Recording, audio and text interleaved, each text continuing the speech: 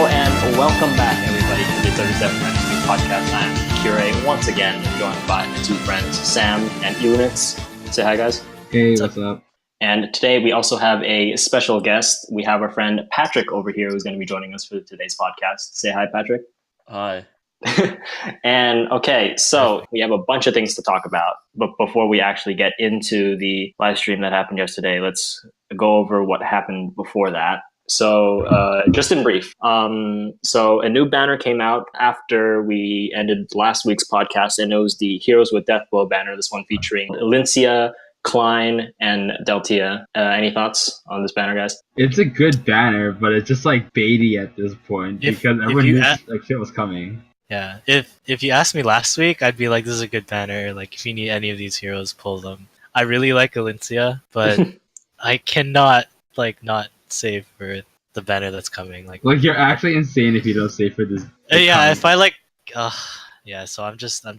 Yeah, this is actually the second time, in case you guys were wondering, that the Deathblow banner came out. The first one was featuring Hawkeye, what was it called? Effie, and also Deltia again? No, it was Klein. Klein once again. Klein is like the Deathblow god. Oh, Klein is like the greatest fodder material in the universe. It is like I think it's like very known amongst the community now. Like Klein is super good. He obviously comes with Deathblow, but more importantly, he comes with the ever so rare quick riposte. He comes with quick riposte at 3 at 5 stars, right? Like there's no 4-star fodder for quick riposte 3. Yeah. So not only does he have quick riposte 3, but he also comes with what's it called? Brave Bow Plus. So for those archers out there, I mentioned this last week. Those of you who are still using the Fujin Yumi build for Takumi, it's probably best for you to switch out Fujin Yumi for Brave Bow. But there is a stipulation that we're going to be going into regarding Fujin Yumi later on. So maybe in the future that might change. But Klein is definitely the best unit in terms of just if you want pure fodder, because he's so versatile in what you can give him. Yeah, as Dylan mentioned earlier, Alicia is also very strong. Do you guys think that she's the best flyer? Amongst the Cordelia or Tana is probably the best flyer, I think. Mm-hmm. I don't like. I guess her coloring is off. Red sucks.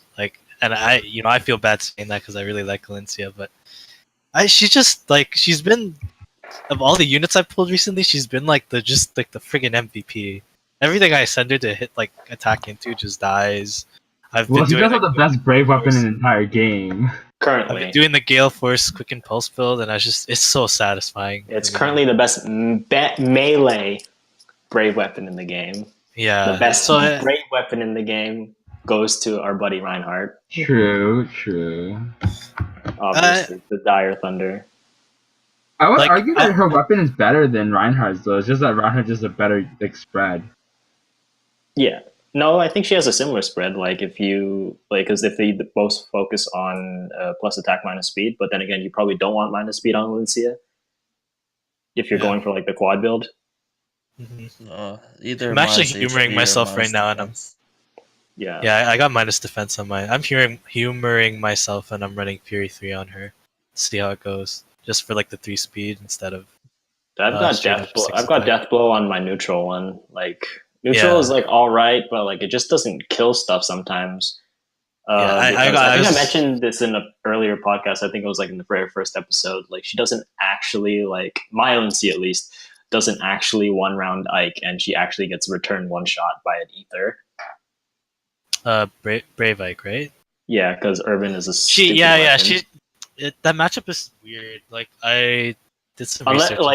Some guy ran guard on his. Yeah, if he runs guard or if he has Bjork's Blessing and you're relying on the flyer buffs, then you're probably gonna get wrecked. If you run her into him using quick riposte, I think you're fine. But quick riposte is a bit rare.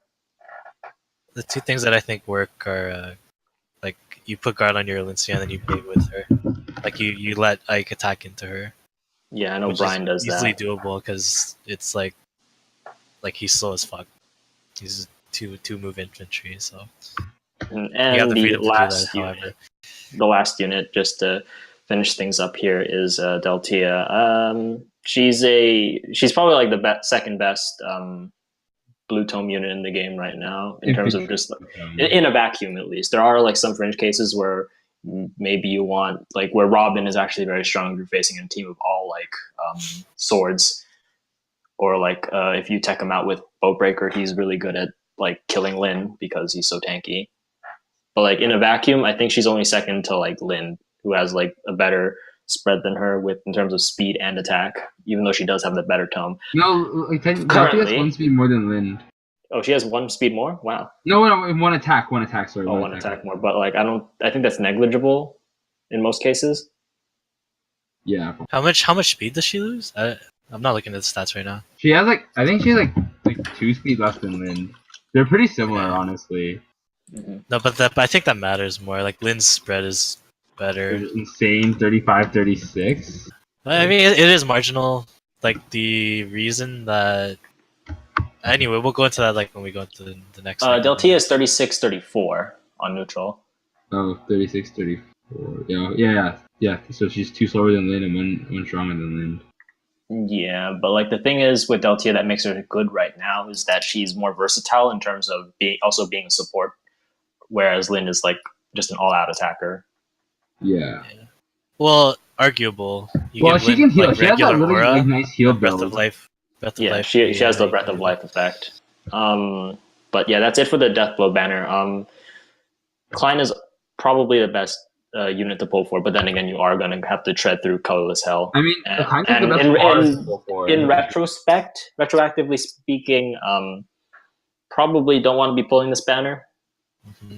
I agree. Just because there is going to be news coming up, which we will be getting into right now, which is the live stream that happened yesterday. It introduced a lot of things, and we're going to be going through the Reddit mega thread. So if you guys want to pull that up right now, we're going to be going in order. So from the top, we have the new Heroes banner that just came out last night, right after the stream at Reset. We got the new banner. It was the Farfetched Heroes, which featured I think it was like the next 3 units that were like the most popular amongst the CYL like popularity poll. No, they were like it's like 13, 16, heroes, like not super popular. Yeah, like, I don't think they're like way up there. They're just. I think they're ranked like 18, 16, 19, but then they just have very dedicated fan bases.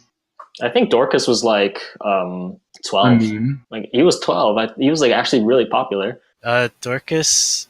Yeah, okay, even me, like, I played through, like, 2 Fire Emblem games, and Dorcas, I remember his name, so I must have played his game, so I kind of know who he is, but... Me and Sam have never played Fire Emblem games. I don't think we have. At least I know I definitely haven't. I played 7 when I was, like, 10 years old on a trip. I haven't played any of them, so I have no idea who any of these characters are. Like, the only characters that I know, like, exist in, like, Smash, or, like, are famous because of Fates and Awakening.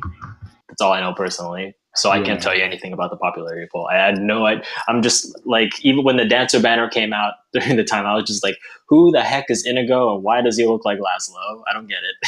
Yeah. Until I was like, explained. I was just like, yeah, he's like the son of Olivia and Laszlo or something. I was just like, oh, I'm confused. What is this? No, he's not.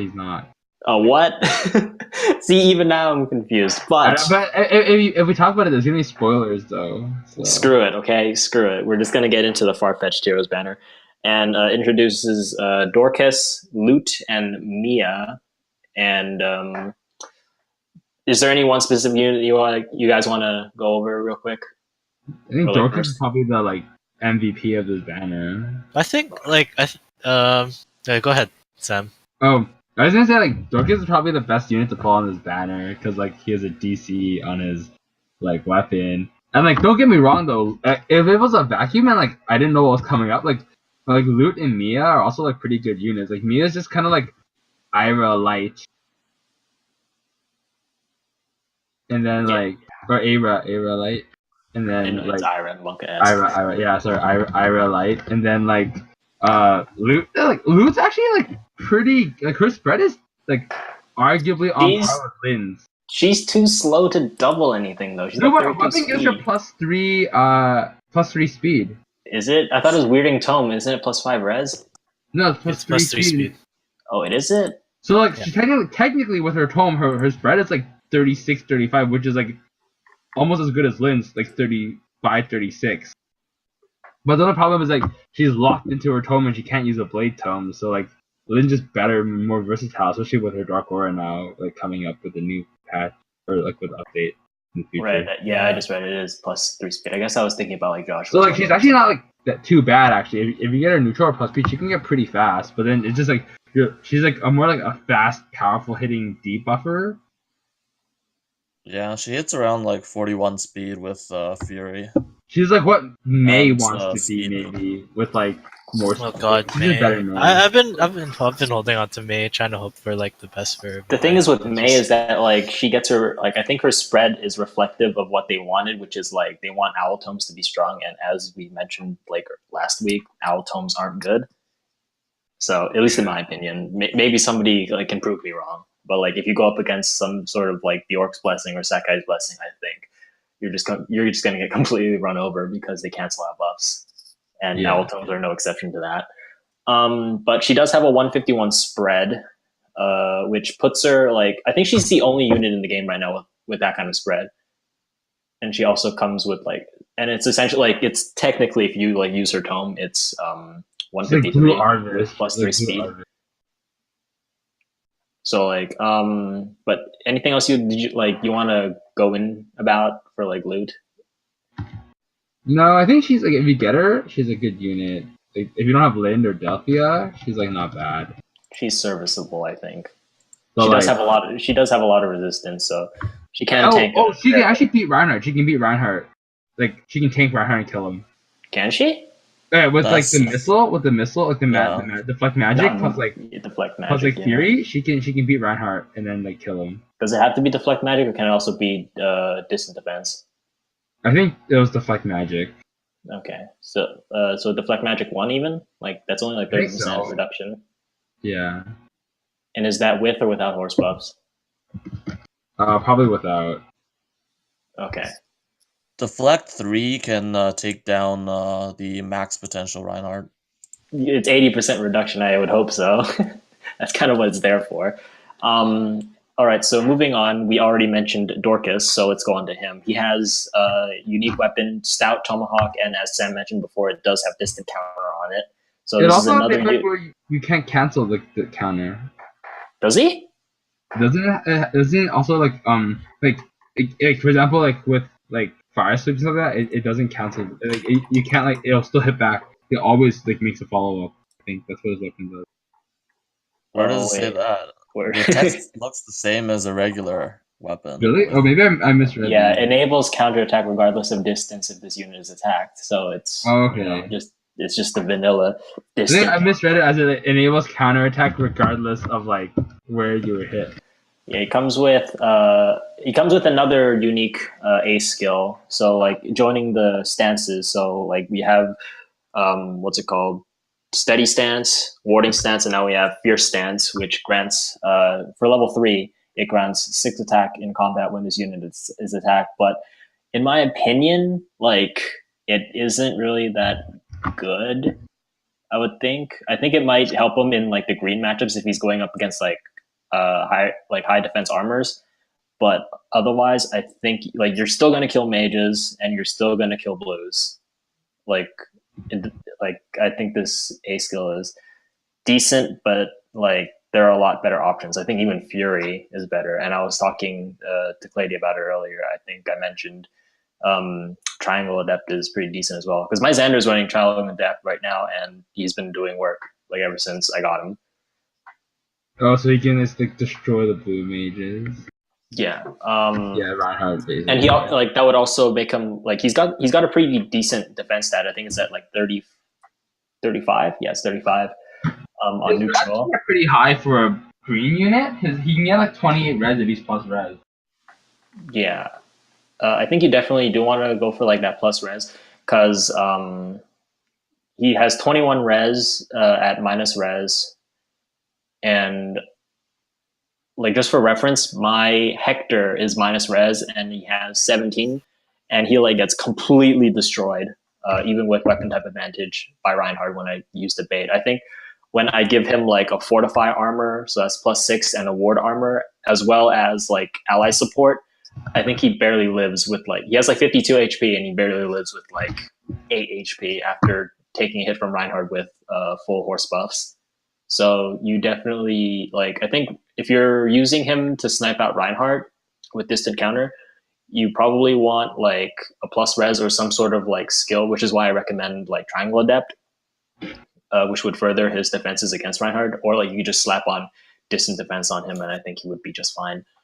Because that would, if he, even if he was minus res, it would push him up to like 27, which is like I think barely enough. But as for his B skill, he is another unit that comes with Quick Riposte 3. So another unit that has Quick Riposte 3 but is locked behind a 5-star exclusive. So we have Dorcas and Daedra, who have been the most recent units with Quick Riposte 3. So still no sign of a 4-star unit with Quick Riposte, unfortunately. They're probably just gonna lock that skill till like later. I mean, it is a 240 SP skill, which like gives you a lot of bonus in terms of the arena compared to like if you use like a 200 B slot skill. But I think this is the first unit that you can get outside of Summer Xander that has infantry pulse, right? Well, he's the only other unit that has it, so yeah. Yeah. So it comes with infantry pulse, and I think that's pretty cool. I think that's super useful for your infantry teams. It'd be nice to like be able to, but then it's so hard. Like, do you really want to feed him though? He's like a DC unit, legendary. Of course not. I mean, like, use him obviously. Yeah, but just like your distant counter team. So like with these like new skill changes, I feel like coming in the future at least, we'll get into those later. I feel like the pulses, like, so infantry pulse, shield pulse, and like is there another pulse I'm thinking of? I think it's shield pulse, infantry pulse, and the quick impulse seal. Yeah. That's it, I think. I think these skills are going to be increasingly like more powerful. Like now that some skills have their cooldown costs changed. Wow. But I think Dorcas is by far like the best unit. He's got the stat spread of Brave Ike, which is 162. It's just that it's like more awkward. I think he's more defensive. He has inflated stats? Yeah. These are CYL units. Right. He's 162 BSG. Oh, damn. He's like slightly tankier than Ike, but also slightly slower as well. I think Ike has like 28 speed, he has 23. Oh, okay.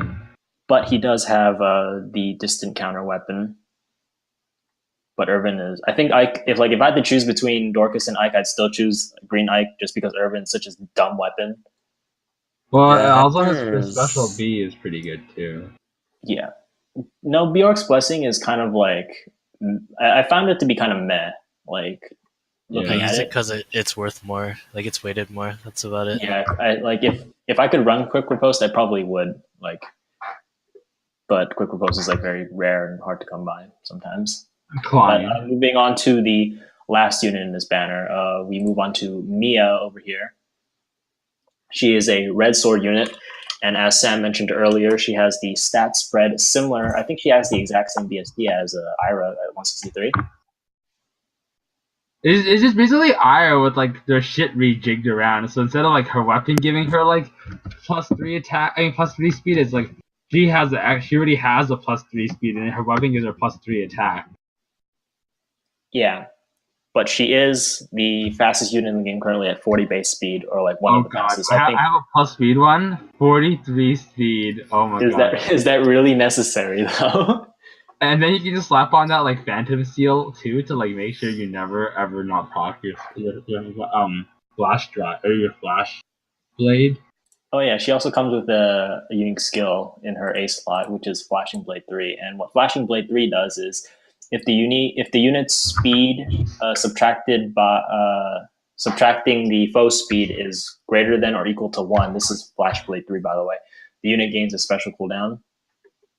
So it's basically Heavy Blade, just speed. It's Heavy Blade for speed, and then like Ira's weapon is basically like the speed Heavy Blade 2, and then is like instead of like having like the special like attacks that like Ira has a Regal Astra, like she just has like a regular special, but then like she gets like a woed out effect when she procs it with a weapon.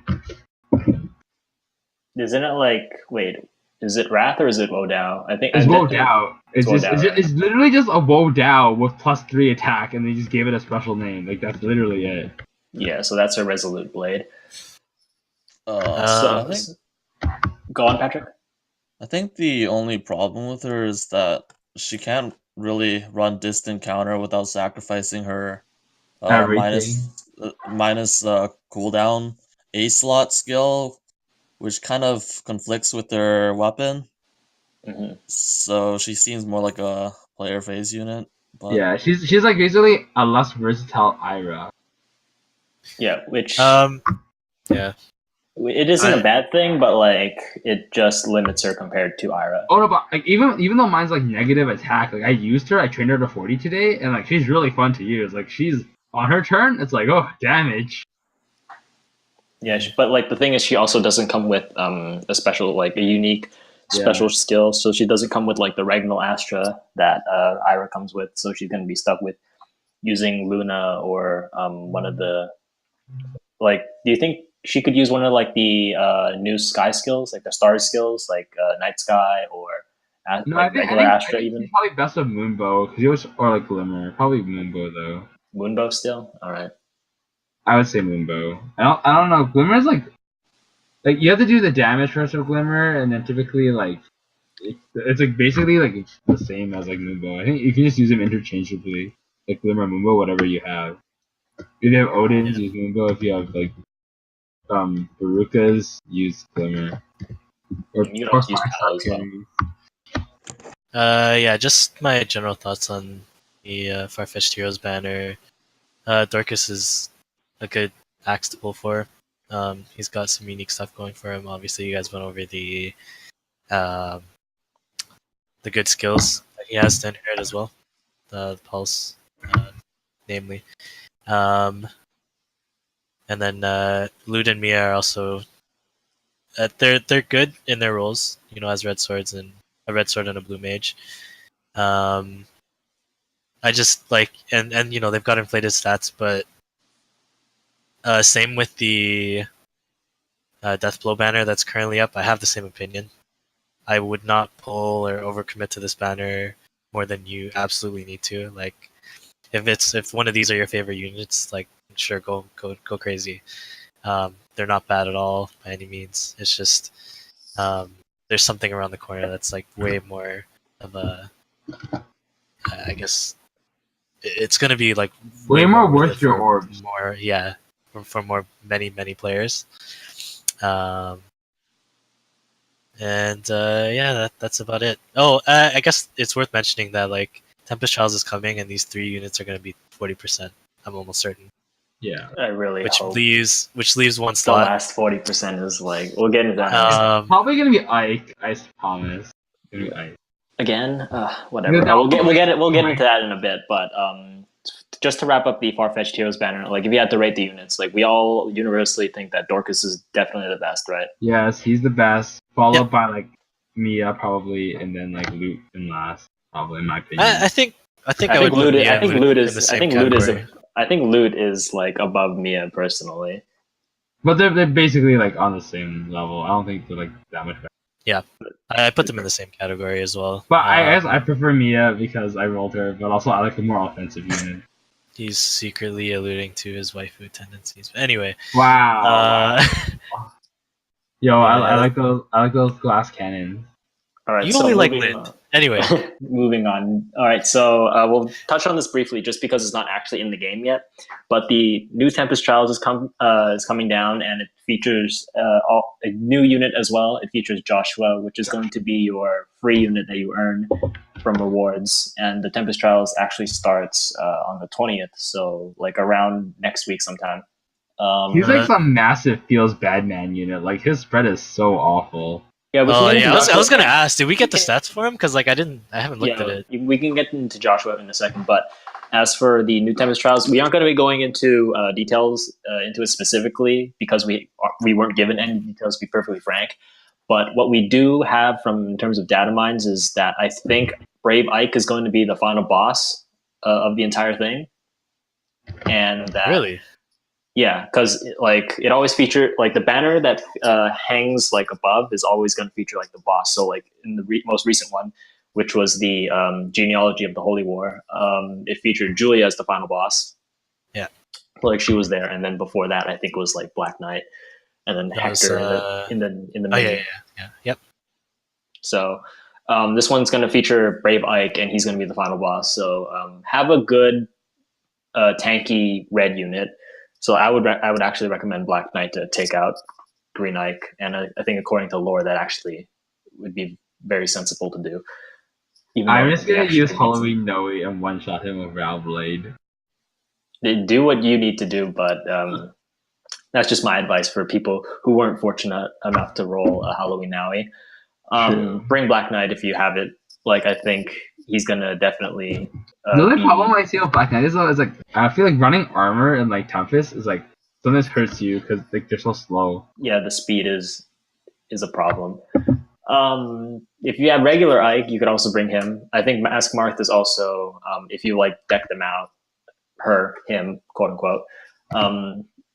They'll also be very strong. Yeah, I don't think does Mass Market even lose to Ike. You have to just bait. That's all. Yeah, you don't really want to initiate onto Green Ike. I guess the biggest problem will be he'll have inflated stats.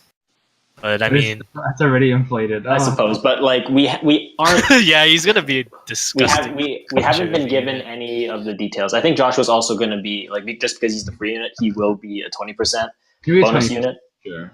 Because he's the free unit, so you can use him if you want. He's actually a red sword, but we'll get into Joshua like right now, since there's nothing else to talk about in terms of the specifics of the Tempest Trials. So Joshua, initial thoughts, guys. You wanna, Patrick? He has like 41 attack with a weapon. Is he like an infantry sword? Yeah, he's like a What's the point? Oh my god. He's like a shitty Mia. No, he's got 164 BST. It's just his spread is terrible. Yeah, his spread is really bad. His speed is 35, which is pretty bad for a red sword. In this day and age of like super fast sword units, like it's pretty bad for 35 speed. Unfortunately, I think like Lucina has like 37, right? No, Lucina has 36. But like her attack is like way higher, and she also has a unique weapon, right? Yeah. Yeah. His res is pretty high though. It's 33 if you count his weapon. But as a red sword, like it's so useless. A red sword that can't distant counter on his own is like it doesn't matter if they have high res to tank green mages, because like because like Ike can still tank green mages and you can still counterattack with Ragnall. It's just like he's just better. But like then again, he is a free unit, and he's just like his only draw is that he has very high BST. And like if you need a role player, like you can swap out his weapon for like an armor slayer or something if you need him for like arena scoring, or like you probably would want to keep his original weapon for arena scoring because it's got more scoring potential being unique and all. But his unique weapon is I don't even know how to pronounce his name. It's the Audhulma. That's what I'm going to call it. But it accelerates special trigger and grants +5 res. This is the weapon I was thinking about when we were talking about loot earlier. Yeah. But it gives him +5 res, which means, god damn, he has like, he's got 28 base, right? So he's got 33 res. Man, that's crazy. That puts him at like maybe 5th in terms of res in the entire game. But it also accelerates his special trigger. So think Haute Claire, but with an extra 5 res. Yeah. So he's super tanky, but he doesn't have any offensive. He has no damage. He has no offensive capability. He caps out at 47 attack because he's neutral. At like I think at a +1, if you choose to do that, I think it would only add HP, and it would add his highest and lowest stats, right? So it would be like HP and res. It's two highest, so it's HP and defense. Is HP and speed, isn't it? He's got 35 speed. Yeah, HP defense. Speed. It's based on level 1. It's HP and level defense. 1. Oh, okay. Which is pretty bad. That is terrible. So bad. Well, on the bright side, at least you have close defense 3 if you need it. Oh yeah, he Yeah, does you're come with that, right. doesn't he? We'll go into what is this? Yeah, I was about to ask like, what's his skill set? Can we just like inherit something and make him useful? Or You can inherit use him distant as counter on inheritance? him and make him better. He comes with What? Moonbow. No, I mean, sorry. What I mean is fodder him off. Yeah, He comes if you, with if you, close defense he and comes with wind close sweep. defense and wind sweep 3. So those are like actually like because wind sweep 3 is unique to Soren at 5 stars, and close defense 3 is unique to. That's water Is it- sweep. That's water Wind sweep Oh. is Alm.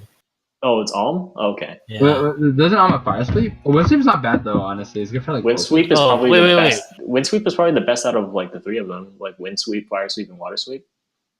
Not fire sweep. Fire sweep's a Wait, wind weapon. sweep new? Actually, I don't think. Fire sweep's a No. weapon. You guys are confusing me. No, yeah, it's only wind sweep and water sweep. What the heck? Sam, you're Yeah. confusing me. Oh, whoopsies. Wind sweep is Soren, isn't it? I swear to God, or is it Alm? I guess it was. I thought it was water sweep. I guess. Water sweep is Soren. Wind sweep is Alm. Okay, but like wind sweep is like the better of the 2 of them because Yeah. it counters sword, lance, axe, bow, and daggers, whereas water sweep counters staffs, dragon stones, and tomes. And for melee units, that's definitely like what you want. Wind sweep. So if you don't plan on plus oneing him, you can fodder him off for either wind sweep 3 or close defense 3. If you don't want to sack like a Sigurd or something or Silica, God forbid you do. I mean, yeah. Like close defense is like Celica's distant. Like it's like summer Noe. I mean summer Tiki or like Sigurd. Yeah. For close defense. I don't know. I don't think close defense is a super useful Not as skill. good. It's excellent on Sigurd strictly because like the rest of his kit defends him against everything else. So Yeah. like he can use the A slot like straight out of the box and just keep close defense. I did it. I think you guys. Yeah, I did it on mine Whoever, too. yeah. So it Yeah. I think that's why close defense works on him, but I don't know if it's any like. I don't know. I'm trying to think of a unit that I would want close defense on over like so many other skills. Fury, Triangle Adept, distant defense even. Because of Yeah, if the unit has it, great. If it doesn't have it, then But if you're ever like, don't fodder him off immediately because like if you're if you're ever in need of like a bonus unit, like even though 20% like sucks compared to like the 40%, Joshua is there for you to use when you get. yeah, obviously if you don't have any like That point like threshold. or like any of the 40%, we don't even actually know who they are yet. We just pray that like something that a lot of people would probably have, which is like Ike. It's probably gonna be Ike. Ilu over here, he doesn't actually have a red Ike. I actually don't have Red Ike, but I mean we're getting another chance at him, and I think I'm actually gonna be spending on this banner. Like you're gonna be like for me 1 not week to. behind though because the super new banner is gonna be released on the 27th, whereas this one comes out on the 20th. Yeah, I mean we'll see. I'm sure I'll make it happen. Like I'm okay just hitting the 100k, and I think I could do that on the back of 20% units. Like even if just like you definitely can. yeah. I did that for one Like of the only time I see it being like a super big issue is with, like if I don't know, like if I somehow don't have enough time to build, like if I have like none of the Tempest Trial units, I'm gonna be like kind of upset. But I mean, yeah, like in the worst case scenario, I'll just so hard. Like, you'll always get one for free because then they'll use like a GHP or something, right?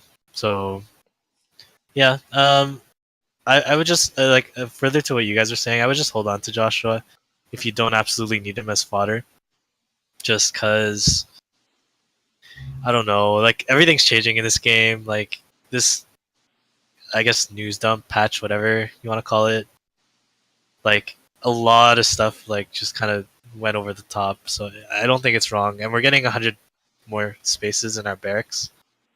That's something to look forward to.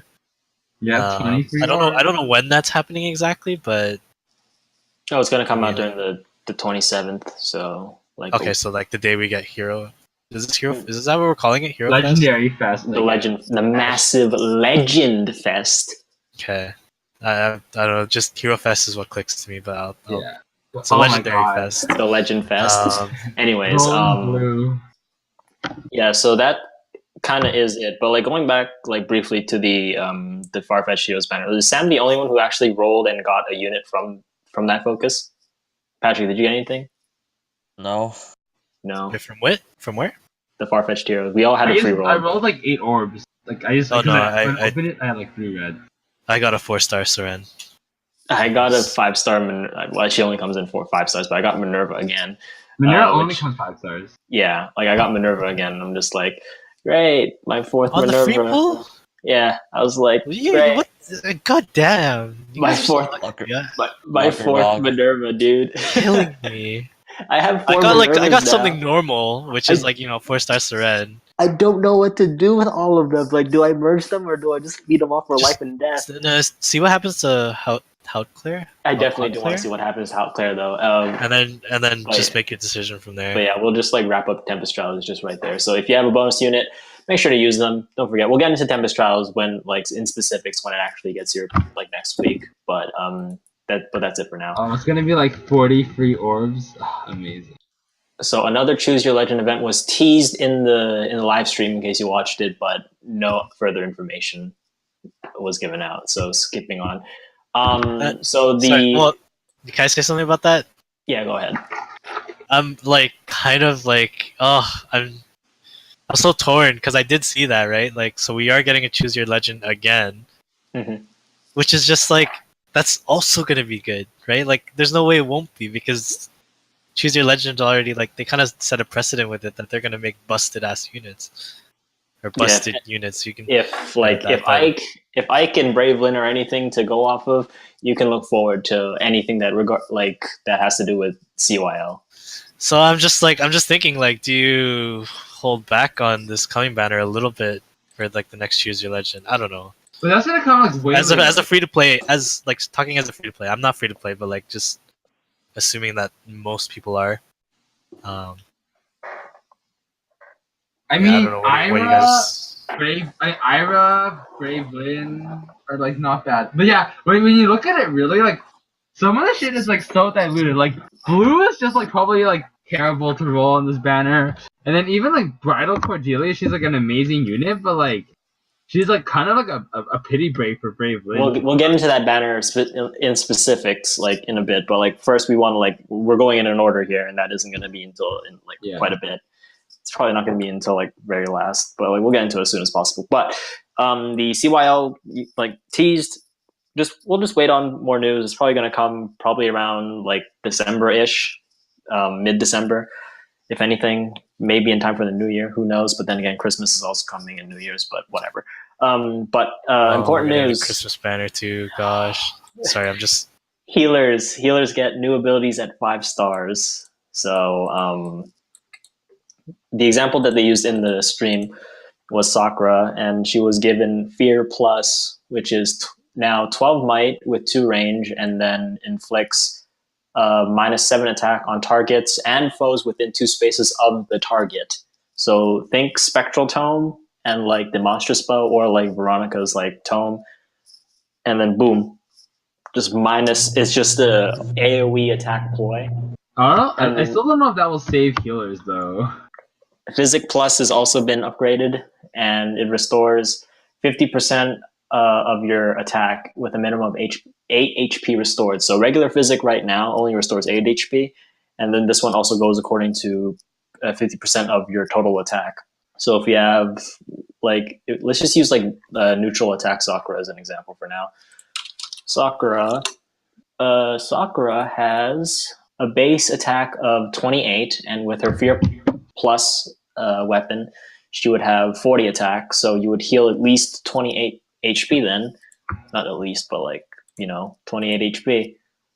If you don't have any buffs on her, and if you're just using neutral attack, which is pretty decent because currently, if any of you play healers right now, Rehabilitate is actually the king of healing right now, just because it goes scaling with the target's current HP, depending on how low it is. but this one actually might give some reason to use because it's a pretty sizable heal, 28 HP on a neutral Sakura with 2 range. Like Rehabilitate is a 1 space heal, so it's melee pretty much. This doesn't apply for like just Fear Plus, but like it also applies to Absorb, Slow, Gravity, Pain, Panic, and all those other ones, including Candlelight for like specifically Bride Lynn, in case you forgot she existed. Rehabilitate Plus is actually being added into the game as well. But like, granted, all of these skills and weapons are only available in 5 stars. So like, you're gonna have to actually, if you actually want these skills, you're gonna have to either roll them, go through Colorless Hell and roll a 5-star Sakura or something, or upgrade them into 5 stars. If you ask me, I don't think this changes. This change is overall good, but like, I don't think it's good enough to bring healers into the meta. Yeah. Well, we'll see. Like, I'm curious what Assault Plus will be like if Assault Plus gets anything. Yeah, because Assault is like a base plus 10, right? Yeah. It's the highest attacking staff. But then like Fear was already 12, so like clearly Fear was already 12. Okay. it's gonna like Fear Plus is gonna turn into 12. So like, Is it double? Does it become 20? Who knows? 20 attack? That's or 20 might? 20 might weapon? That's crazy. A healer? Damn. No, I'm saying who knows what it's gonna be. I think if anything, they're just gonna like scale it. I think Assault is definitely gonna be the highest. Wait, no, is Assault even? Assault's not in this one. Who knows what Assault's gonna be if it even gets anything? No, they listed all like. On the stream, they give like the entire. I'm pretty sure they give the entire full list because like anything that went over the list like actually scrolled up, and this one contained all of them. So like Assault isn't going to be given anything, but I think yeah, like staffs are like weird to me because I think they have good effects, but it's just that they're just tied to an archetype which just has really terrible stats and doesn't justify their use. Because I really like, if you ever gotten hit by a gravity on a horse, it just feels really awkward. You're just like, I move with like the capability of an armor. I still can't go through trees on my horse. This is like, oh god. You just feel so crippled by gravity sometimes. And then like Pain, like does a surprising amount of damage if you aren't paying attention. Yeah, I love it. Pain is the one that does damage post combat, right? Yes, non-lethal damage post combat. Like Candlelight is also weird because it like disables counterattacks. Oh, as somebody who like, I got 2 copies of Bridal Lynn, so I put Candlelight on Elise, and I actually held on to the second Bridal Lynn. Mm-hmm. It's a really interesting weapon to use. Like, I'm never like, it has utility. Like, she gets to hit something and not get hit back because of her B, and then prevent that unit from hitting back further with Candlelight. So it's like, whatever she attacks, like, yeah, it kind of eats her turn, but that unit just like it's harmless to you. So I'm not gonna sit here and tell you healers are like excellent or you should use them or whatever. They're understated and all that, but like, Candlelight definitely has its uses. So I'm interested to see what Candlelight Plus entails. Yeah, the thing, like I mentioned this already, but like healers are hampered by their terrible stats, and like I think 90% of the healers aren't fit for like actual combat outside of like Elise, Jenny, and like I think Clarine is being slept on as well. I think she's actually a pretty decent horse unit. Interesting. Yeah, and attacker, just because she has like really high speed for a healer. She's like a good debuffer, I think.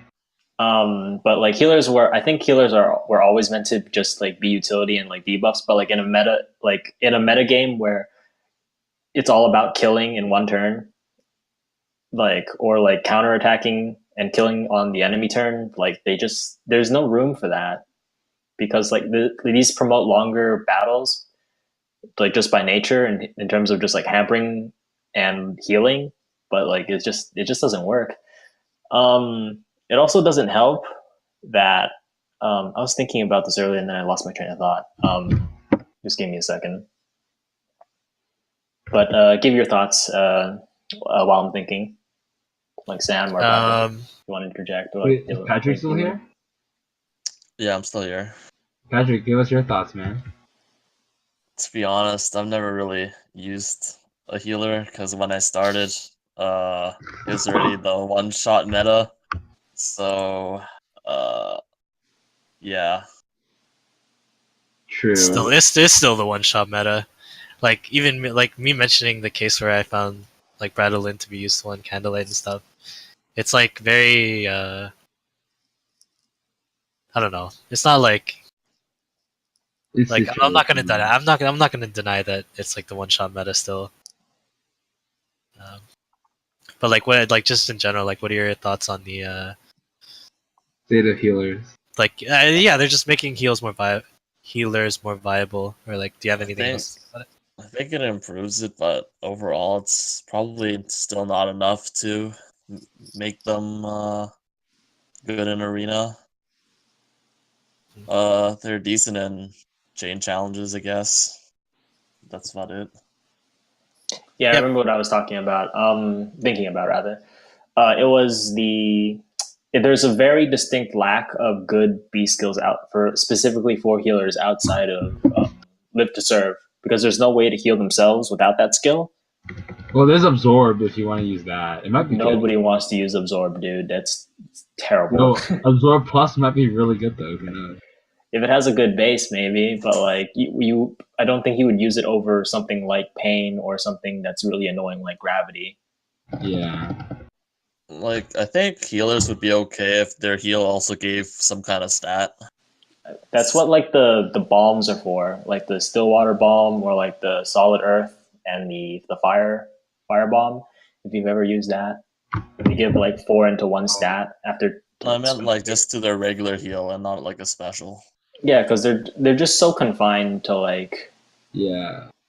If they got like a B skill, like those like the dancing skills, like the fiery dancing or whatever, it might be better. The geyser dance or Yeah, whatever. geyser dance and like thing, it might be better. I don't know, but that's kind of our thoughts about healers. Moving on, we have reduced cooldowns on a bunch of skills. Going in order, we have the attack skills. This is like the AOE skills. So like think of Rising Flame, Rising Wind, Growing Thunder, Blazing Thunder, all that stuff. So like stuff that does big AOE damage either in like a cross or a line before you attack. So like those are being reduced down from 5 to 4, and although I think this is an overall like net positive change, I don't think they're good enough still. I honestly don't. Are any of them like plus 500 SP? Probably not. No, none of them are. Really? I thought the Blazing versions were 500 SP. Are they? I don't think they are. I think. Because if they are, they do have utility in terms of like arena scoring. I feel like if they were, more people would have used them. Like with more whales would have used them in like arena. Well, I mean, like I just think Gale Force is a lot more accessible to them. Yeah. But like, if you guys want to like check for me, It's see if, just like, 300. oh, it's just 300. Okay, never mind. But those skills are being brought down to 4. Overall, personally, I think they're still going to be terrible. Don't use them. It's a waste of time. But moving on, we have the star skills, quote unquote. That's Astra, Night Sky, and Glimmer. They're being reduced to 4, 3, and 2, respectively, from 5, 4, and 3. So Glimmer is actually going to be a 2-turn cooldown, or like 2 attack cooldown for trigger, and it actually is like the new rival to Moonbow now, because it actually adds 50% extra damage when it triggers. So we aren't actually confined to Moonbow as a 2-turn skill now. Any thoughts on this? The thing is with Glimmer, it's still like damage that you've done after, so it procs after, so after the resistances and everything.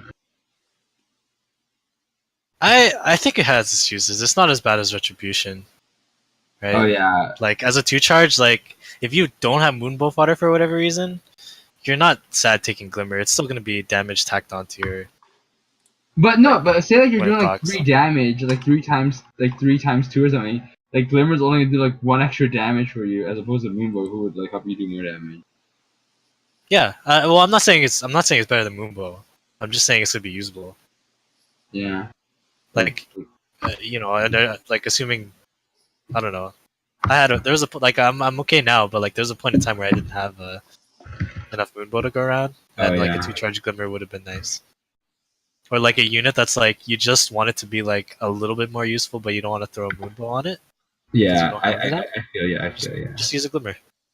In terms of Yeah. units with Glimmer, it's Baruka, Parry, and Lonku. So like Lonku is Vantage 3 fodder, but like not many units actually use Vantage 3 right now. So if you have a bunch lying around, you can give them Glimmer. If you get pity broken by 5-star Parry, you can now throw Glimmer onto somebody. Baruka, the queen of just being a trash tier 4-star with no inheritable skills, you can now give Glimmer to.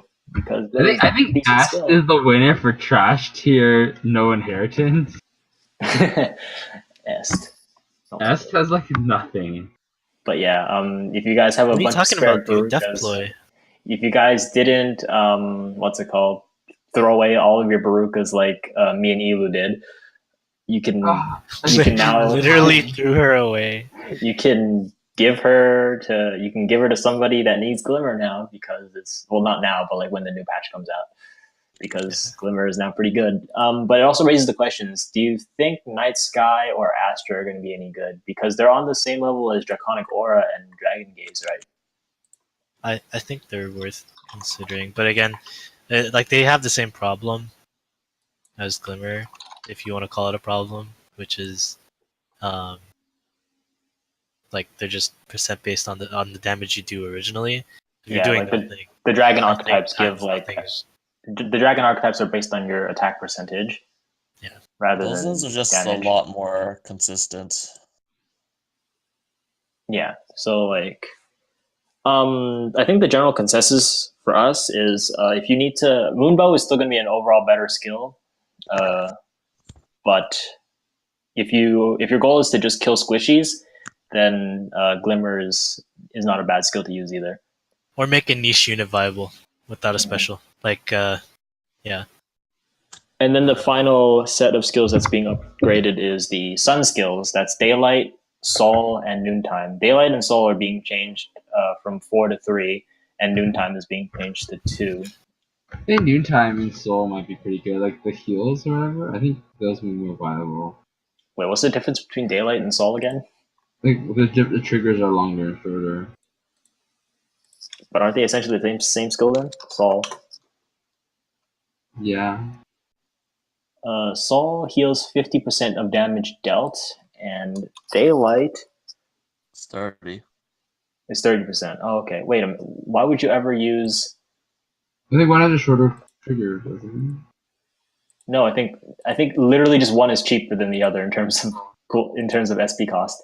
Oh, Noontime is literally the same thing as Daylight, but 100 more SP and 1 less cooldown. Yeah, but like that's like there's a reason for that. Like Sol is like straight up better than Daylight. Yeah. Soul's like the upgraded Daylight, I guess. Yeah, because Daylight is only like 100 SP like as well. So yeah, for all intents and purposes, we're just gonna assume that you're gonna get like Daylight instead of Sol.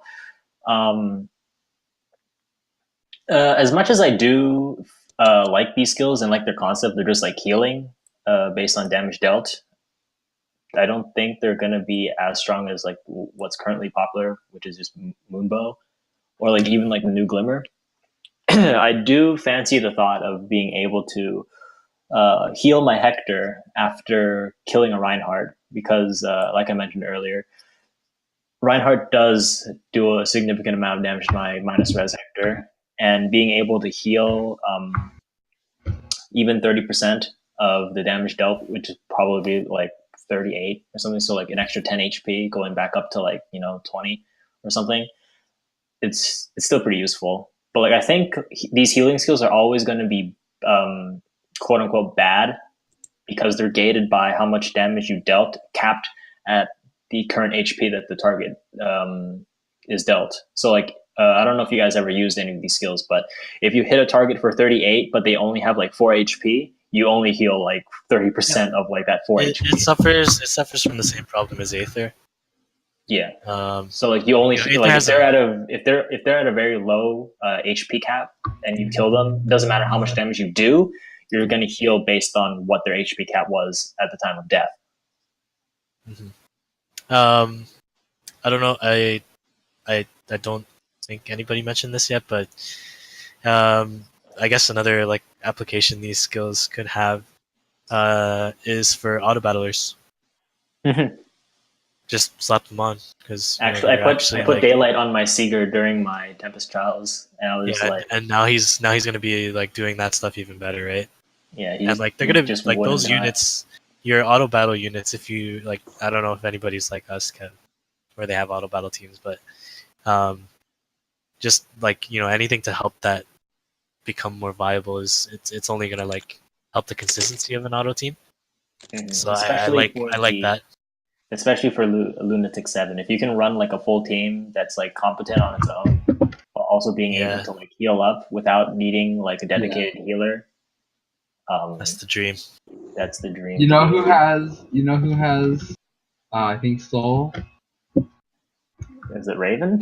Yes, my boy Raven has Soul. I was just like, I fed Raven to like Secret, I think. Like my 4-star Raven. I was like, yeah, fuck this guy. Got garbage. 5-star plus speed, man. But yeah, those are the skills that are being changed. As we mentioned before, barracks are all being expanded by 100 units. So everybody who is in need of box space, rejoice. We now have 100 extra space. That's, if you do the math, that's 20 extra orbs that they're giving us, essentially. So they're being really generous with this. Good. I know Sam's already got like 365 box space for whatever reason. That's like 33 rolls. I think we calculated. Just like that's like 8 full pulls or something.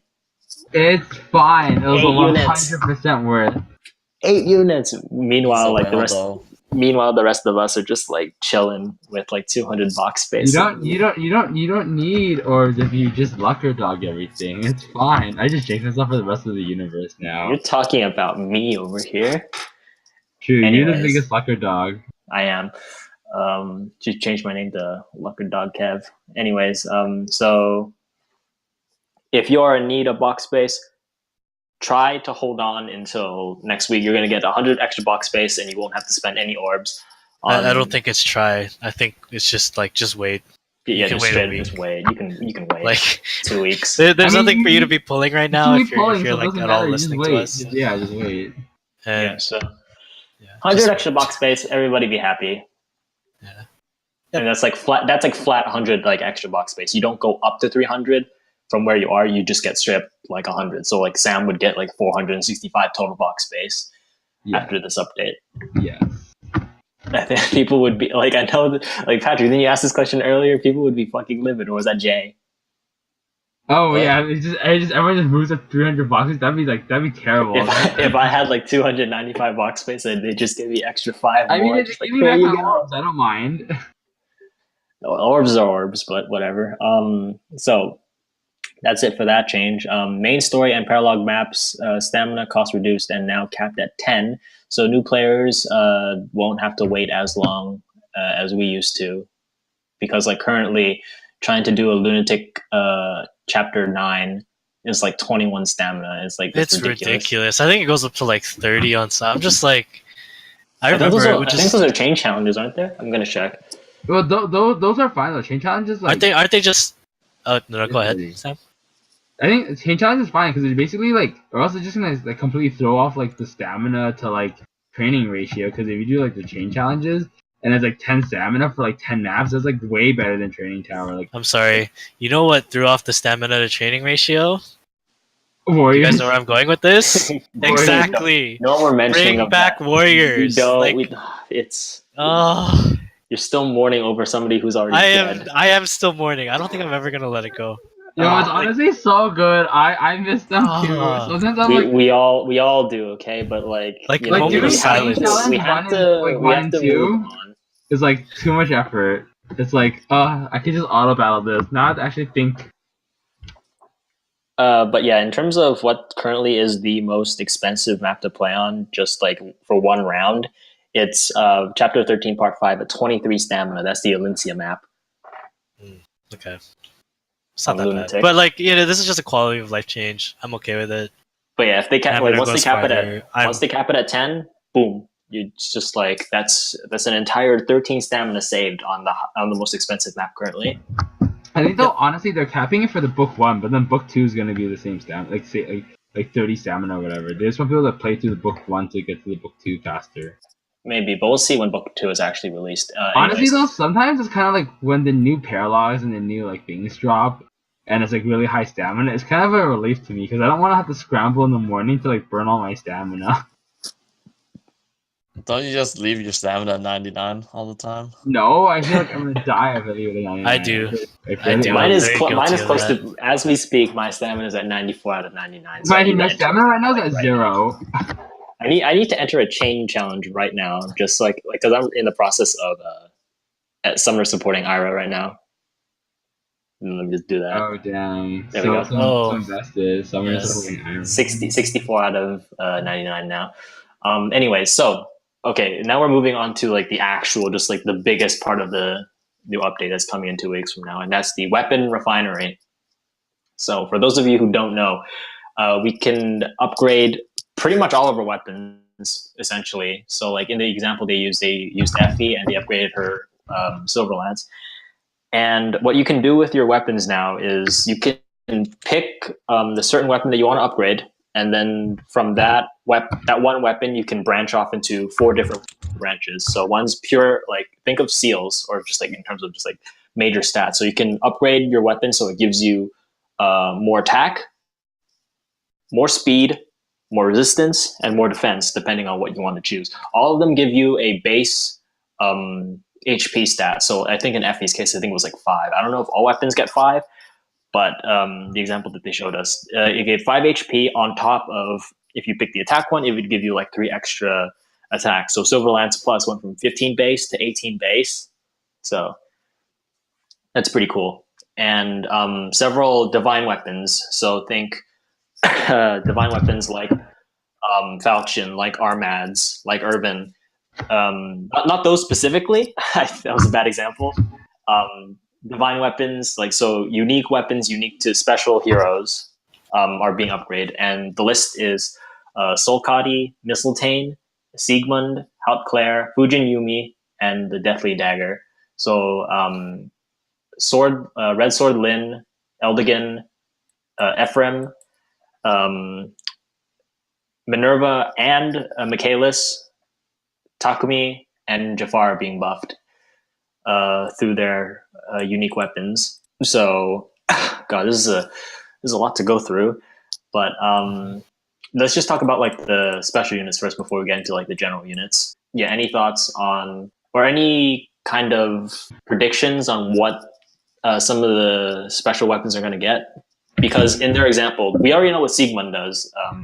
He gets Ephraim. If you choose to upgrade Ephraim's weapon, like I forgot to mention, also in the example, they used Ephraim and they upgraded his weapon to get the special effect.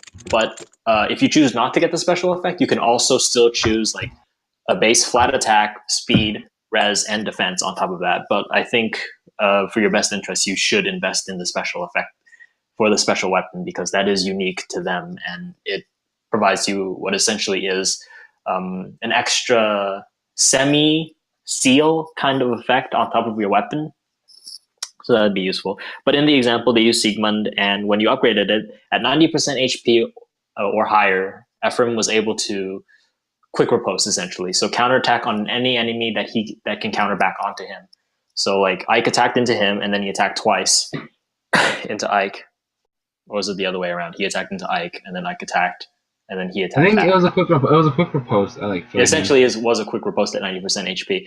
But do you guys have any predictions? So like, what do you think Solkati is gonna get? I think it's gonna get Armor Slayer, because like Lynn's biggest issue is like she can't fucking kill tanky units, especially she can't even kill Hector 1v1. Like, so I think Armor Slayer plus Desperation, like Armor Slayer effect plus her like built-in Desperation will make her like better at like doing that job, I think, and make her more distinct from the other red swords, or like ones like they're like this encounter units or like hyper aggressive units. Like Lynn's kind of like this armor destroyer with like her speed and utility, like in like low range.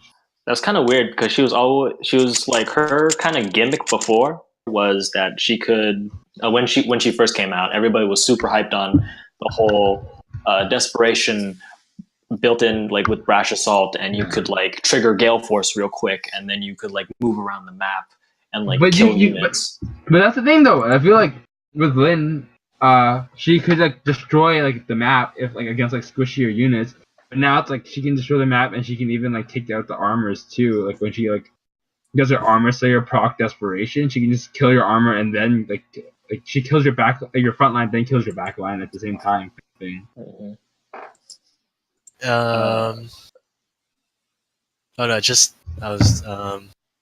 I really don't know where they're gonna go with these. Like, I guess like all of these are like this list of weapons is just like kind of an effort to make them more in line with the weapons we've been getting recently, which is not. It's never a bad thing.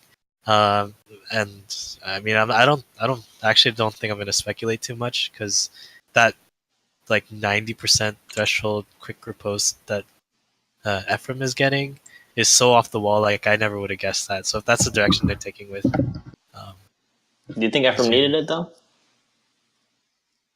I don't know if that will make him better, but I guess like yeah, I don't know. Like it's you know, I told you this earlier. It's pure upside. There's nothing bad about it. It's just like a bonus. But that technically is not technically like no downside because like if like everyone else is getting like better buffs like indirectly, then like if you get a shitty like indirect buff, then like you're kind of like feels bad. Okay, but Erica feels the worst because she's not even getting any changes. So you know, the thing is that Erica is still a pretty competent unit on her own though. Like she's a buff stick, but she can also like kill important units. So like green is like a pretty popular tech counter to all like the recent blues and even the colorless archers. Like she can still be used to kill like Nino, Cecilia. She can even like kill Hector if she wants to. Like mine can, but granted, my Erica's like +4, but we don't talk about that. But yeah, Ilu, I know you aren't going to speculate too much, but like Patrick, what do you think? I have no idea about what the new abilities are gonna be like. I'm telling you, it seems pretty random from the E-frame one. Okay, so if we aren't going to speculate, then which ones are you curious about? Like Solkari, like Mistletoe, Outclair, Fujinumi, and the Deathly Dagger. Which one excites you the most out of all of them? I mean, I sadly have sent my Jafar to another world, so I won't be able to exploit anything that comes out of Deathly Dagger getting a buff. I am curious about it. I want to see what I missed out, but like, I'll let you know, Dylan. Don't worry. Yeah, I know you will. I mean, I'm just curious about the units that like I do have, right? So I have a Minerva, I have Takumi. I guess the most interested the unit I'm most interested in is Takumi. I want to see because Takumi basically after Skill Inheritance was introduced got dethroned, and like Bridal Cordelia just does what he does, but better, and like he doesn't hold a candle to Brave Lynn at all. So I mean, like if this helps his niche, which is his close counter build, more viable in some way, I'm down for that. And I also heard that the original iteration of Fujin Yumi let him act like basically as a flyer, ignore terrain. So I think isn't that what his current like Fujin Yumi kind of does in like it gives you pass under 50 HP? But yeah, like, imagine if he was like a flyer, but he's infantry. Yeah. So like I think that's also like a cool design space to explore. You just have fucking Takumi grow wings and then go like on water. Like what? Yeah, like really I just insane. But like, what if like his Fujin Yumi had like guidance or something on it? I still don't think he has enough maneuverability in order to exploit that though. He's just gonna be like a walking escape route unit or something then. if anything. I mean, like I just like I don't think that would be like game breaking or anything. I just think it would be cool. Like I'm just highly entertained at the thought of Takumi walking over a mountain just to like shoot someone. Like isn't that entertaining? Walking I over don't a know. mountain just to shoot someone. He can already do that. How? He just shoots over the mountain. No. Okay, I have a specific map in mind. The one where like actually it might be a story map, but this one where like the enemy starts like there's a big mountain in the top left, and then there's like 2 units behind there. So instead of going the long way around, like Takumi just acts like a flyer and just goes over and shoots. I don't know. It's cool. It would be like we don't have a flying archer yet, and that would be like the closest. That would be the closest thing, right? Because he Yeah, it would be. has It would a be interesting. whole terrain ignore thing, and I'm excited because I've got a plus attack one, and thankfully I didn't like kill him for Feed him. close Feed counter. him yet. Saved it. So yeah, I'd like to see where it goes. Patrick, any specific weapon that you're interested in? Maybe the Eldigan one, because I know a lot of people are salty about getting Eldigan. Are you salty about getting Eldigan? How many Eldigans did you roll in your quest to plus 10 Ira? Well, I didn't really plan on plus 10 here. I got 5 Iras and 1 Eldigan, so the ratio is pretty good. Lucker dog. That's a pretty good ratio, dude. Mine's only like during that whole entire Ira banner, I rolled like 2 of her. So like my base Ira and then like another Ira, which actually had the same IVs. And then I rolled 1 during the Halloween banner trying to get Maui at the time. So mine's plus 2. I'm not as fancy as you. But yeah, in terms of weapon, personally, I'm actually quite interested in Mistletoe. I was actually entertaining the thought of giving him distant counter at above 80% HP. Because I'm like the meme king in terms of distant counter. I love distant counter on everything. Give distant counter on everything, and they're immediately an S class tier unit to me. Mm-hmm. But yeah, outside of that, like I guess we are genuinely interested in all of this. I think like the Ephraim one, nobody uses them anyway, so like he was definitely the cop out kind of choice for them to pick to show an example of. I'm pretty sure like everybody else is like everybody's very interested in like as we said like Takumi. I feel like his Fujin Yumi is like has been so overshadowed by Brave Bow and like the rest of the archers that it just feels bad to use it, even though like it's his legendary bow and it's probably like one of his defining kind of like traits as a hero outside of close counter. Outside of that, I think people that like to use Michaelis will be pretty interested in what Halclair brings to him. Oh, speaking of Michaelis, he's gonna be like returning. Yeah, he's gonna be a returning Grand Hero battle. Still no Xander and Canvas. Just gonna throw it in there. Yeah, no.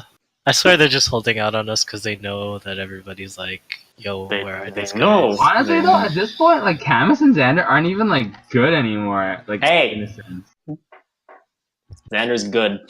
Like Camus is like so overshadowed, especially when like Fjorm comes out. Like Camus is gonna be like forgotten. Okay, but like Camus is still good for countering Sigurd. Okay, he's still his like kryptonite, 100%. I guess, but like you can just run so many different like. Well, you can just run Reinhardt basically. Whatever, ignoring all of that. Moving on to the next one.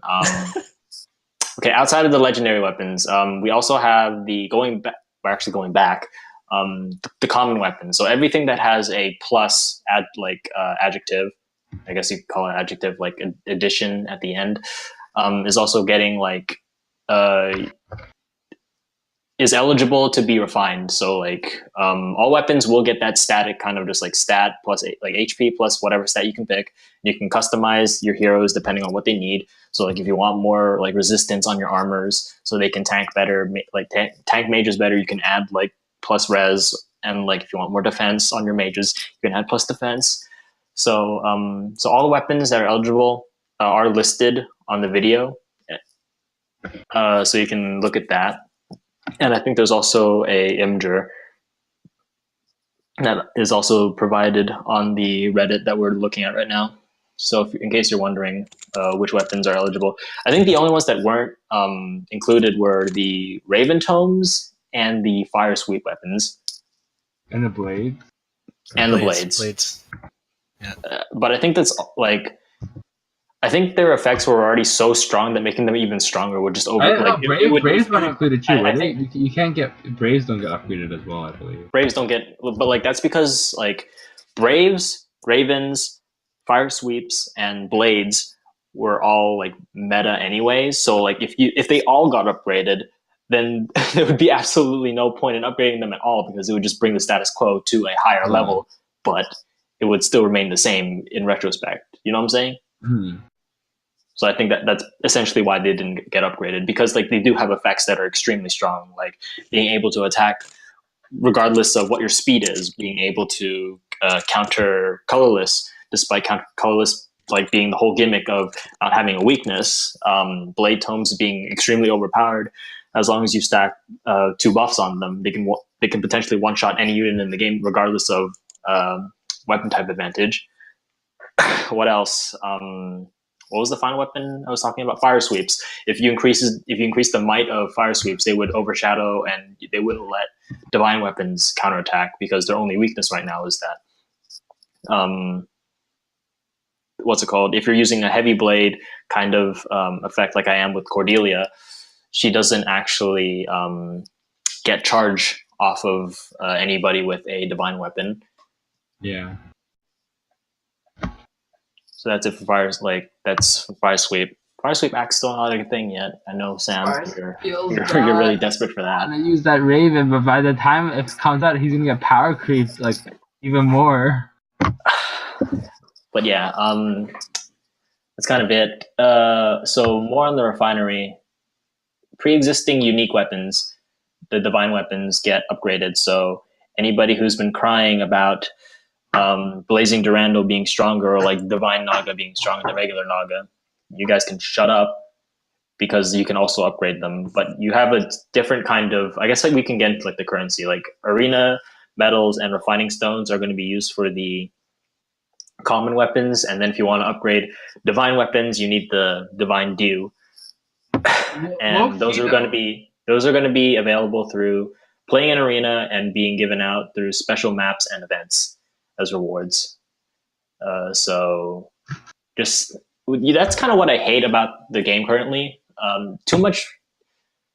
Yet you need to keep track of too many like resources right now because like there's crystals, there's badges, there's like orbs are always going to be something that you need to keep track of. Sacred coins are a thing now. Like what else is there? Just like you also have like your stamina potions that you need to keep track of, dueling crests in case you use them all up, trying to snipe an arena. There's just a lot of things to manage, and I really hope they like stop it right here or like learn to like condense it in a way that doesn't feel weird or just feel overwhelming. Any thoughts about like the currency kind of situation right now, just as a side tangent? Yeah, I think like the UI is gonna get really cluttered soon. I wish like they just like use sacred coins for like everything. Maybe like you can just like get more sacred coins or whatever. Maybe just use that to purchase the currencies or something. I don't know. Oh yeah, I also forgot to mention like feathers. Like that's also a very important currency. Probably like one of the most important ones at the moment. Though at this point, I feel like you mostly just use feathers for like inheritance, unless you're like working on a big project. Or I'm starting to come to the point where I'm just like, oh, I have so many feathers, I can't even use them fast enough. This hoarder has like 200k. I need more feathers. I need to pull more Reinhardts. I need 2 more Reinhardts at 4 stars in order to get my +10 Reinhardt. Or you can just like a 5-star Reinhardt, you know. I could just pull that as well, but I actually want to hold on to. If I ever get a +9, I actually want to hold on to it until I get a Reinhardt that's plus attack minus speed, because mine's minus res plus attack right now. But getting back onto the Divine Weapon upgrades, so any existing lower tier quote unquote Divine Weapon that was upgraded by preceded by, not preceded, but what's the after term for preceded?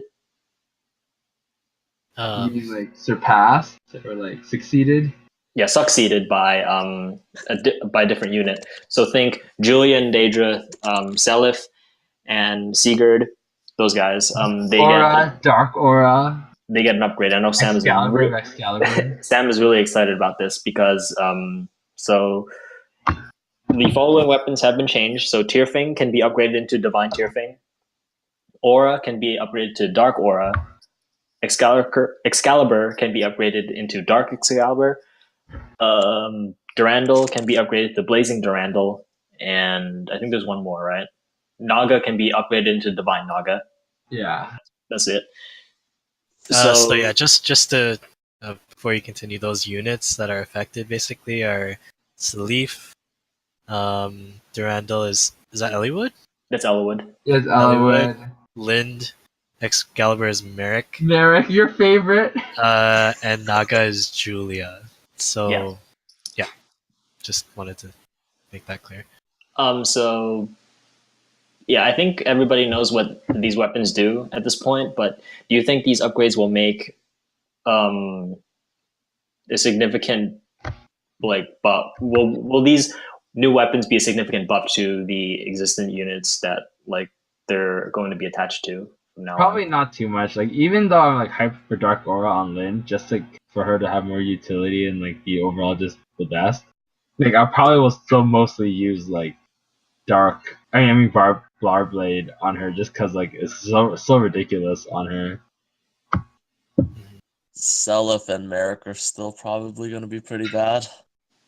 Julia probably. Well, Julia probably benefits a lot from having Divine Naga just because she'll just be a straight up better Deirdre with more attack and just be better. The thing is that Julia was already better despite having the quote unquote lesser tome already, because her real job was to kill blue armors and more importantly kill dragons, and it didn't even matter whether or not they had super buffs or not, unless you were stacking a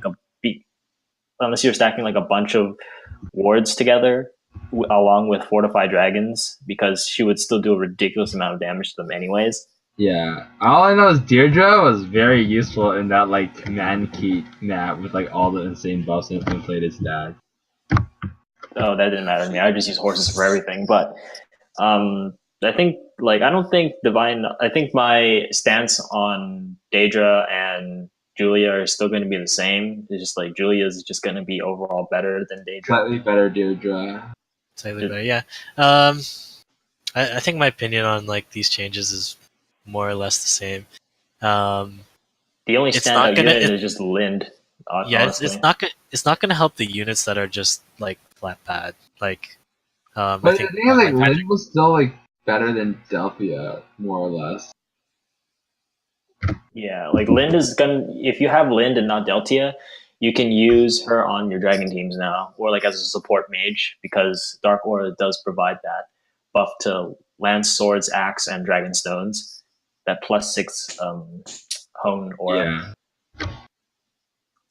In terms of I think this, and then you have the obvious Julia that we just talked about. I think she just she gets better objectively, but not much different than she was before. And I think Seliph and Merrick are going to be solidly in last place in terms of just whether or not they're going to be useful or not. Who do you think benefits more? Do you think Seliph will benefit more, or do you think Merrick will benefit more? I think Merrick is going to benefit more just because being able to trigger Merrick's the better unit. Just being able to trigger Moonbow on with a +10 from Dark Excalibur. Also being a physically bulky. Is he physically bulky, or is he Yeah, he's physically bulky. Yeah, he's physically bulky green mage. Lets him equip Bowbreaker and also semi-tank Reinhardt if he uses TA and Raven Tome. Wait, no, that you don't even run Raven Tome then if you're running Dark Excalibur. Yeah. So maybe if you're running TA, he can possibly tank a Lin hit. Somebody would have to do the math for me whether or not he needs plus defense or something.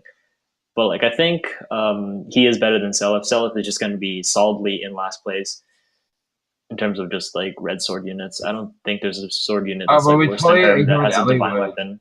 Eliwood, like I was gonna get into, but like I think Eliwood's gonna be objectively better, but I don't think he's gonna be better than Brave Roy Yeah. or any of the existing horse units, and he's already like worse than like he's just already terrible compared to like all of the regular sword units that are used in current meta. To be honest though, like The only thing Eliwood has is just the only thing that Eliwood has is just his what's it called, high res, isn't it? Yeah, he's like really high res though. He's tanky. He's like tankier than Roy. But we'll see.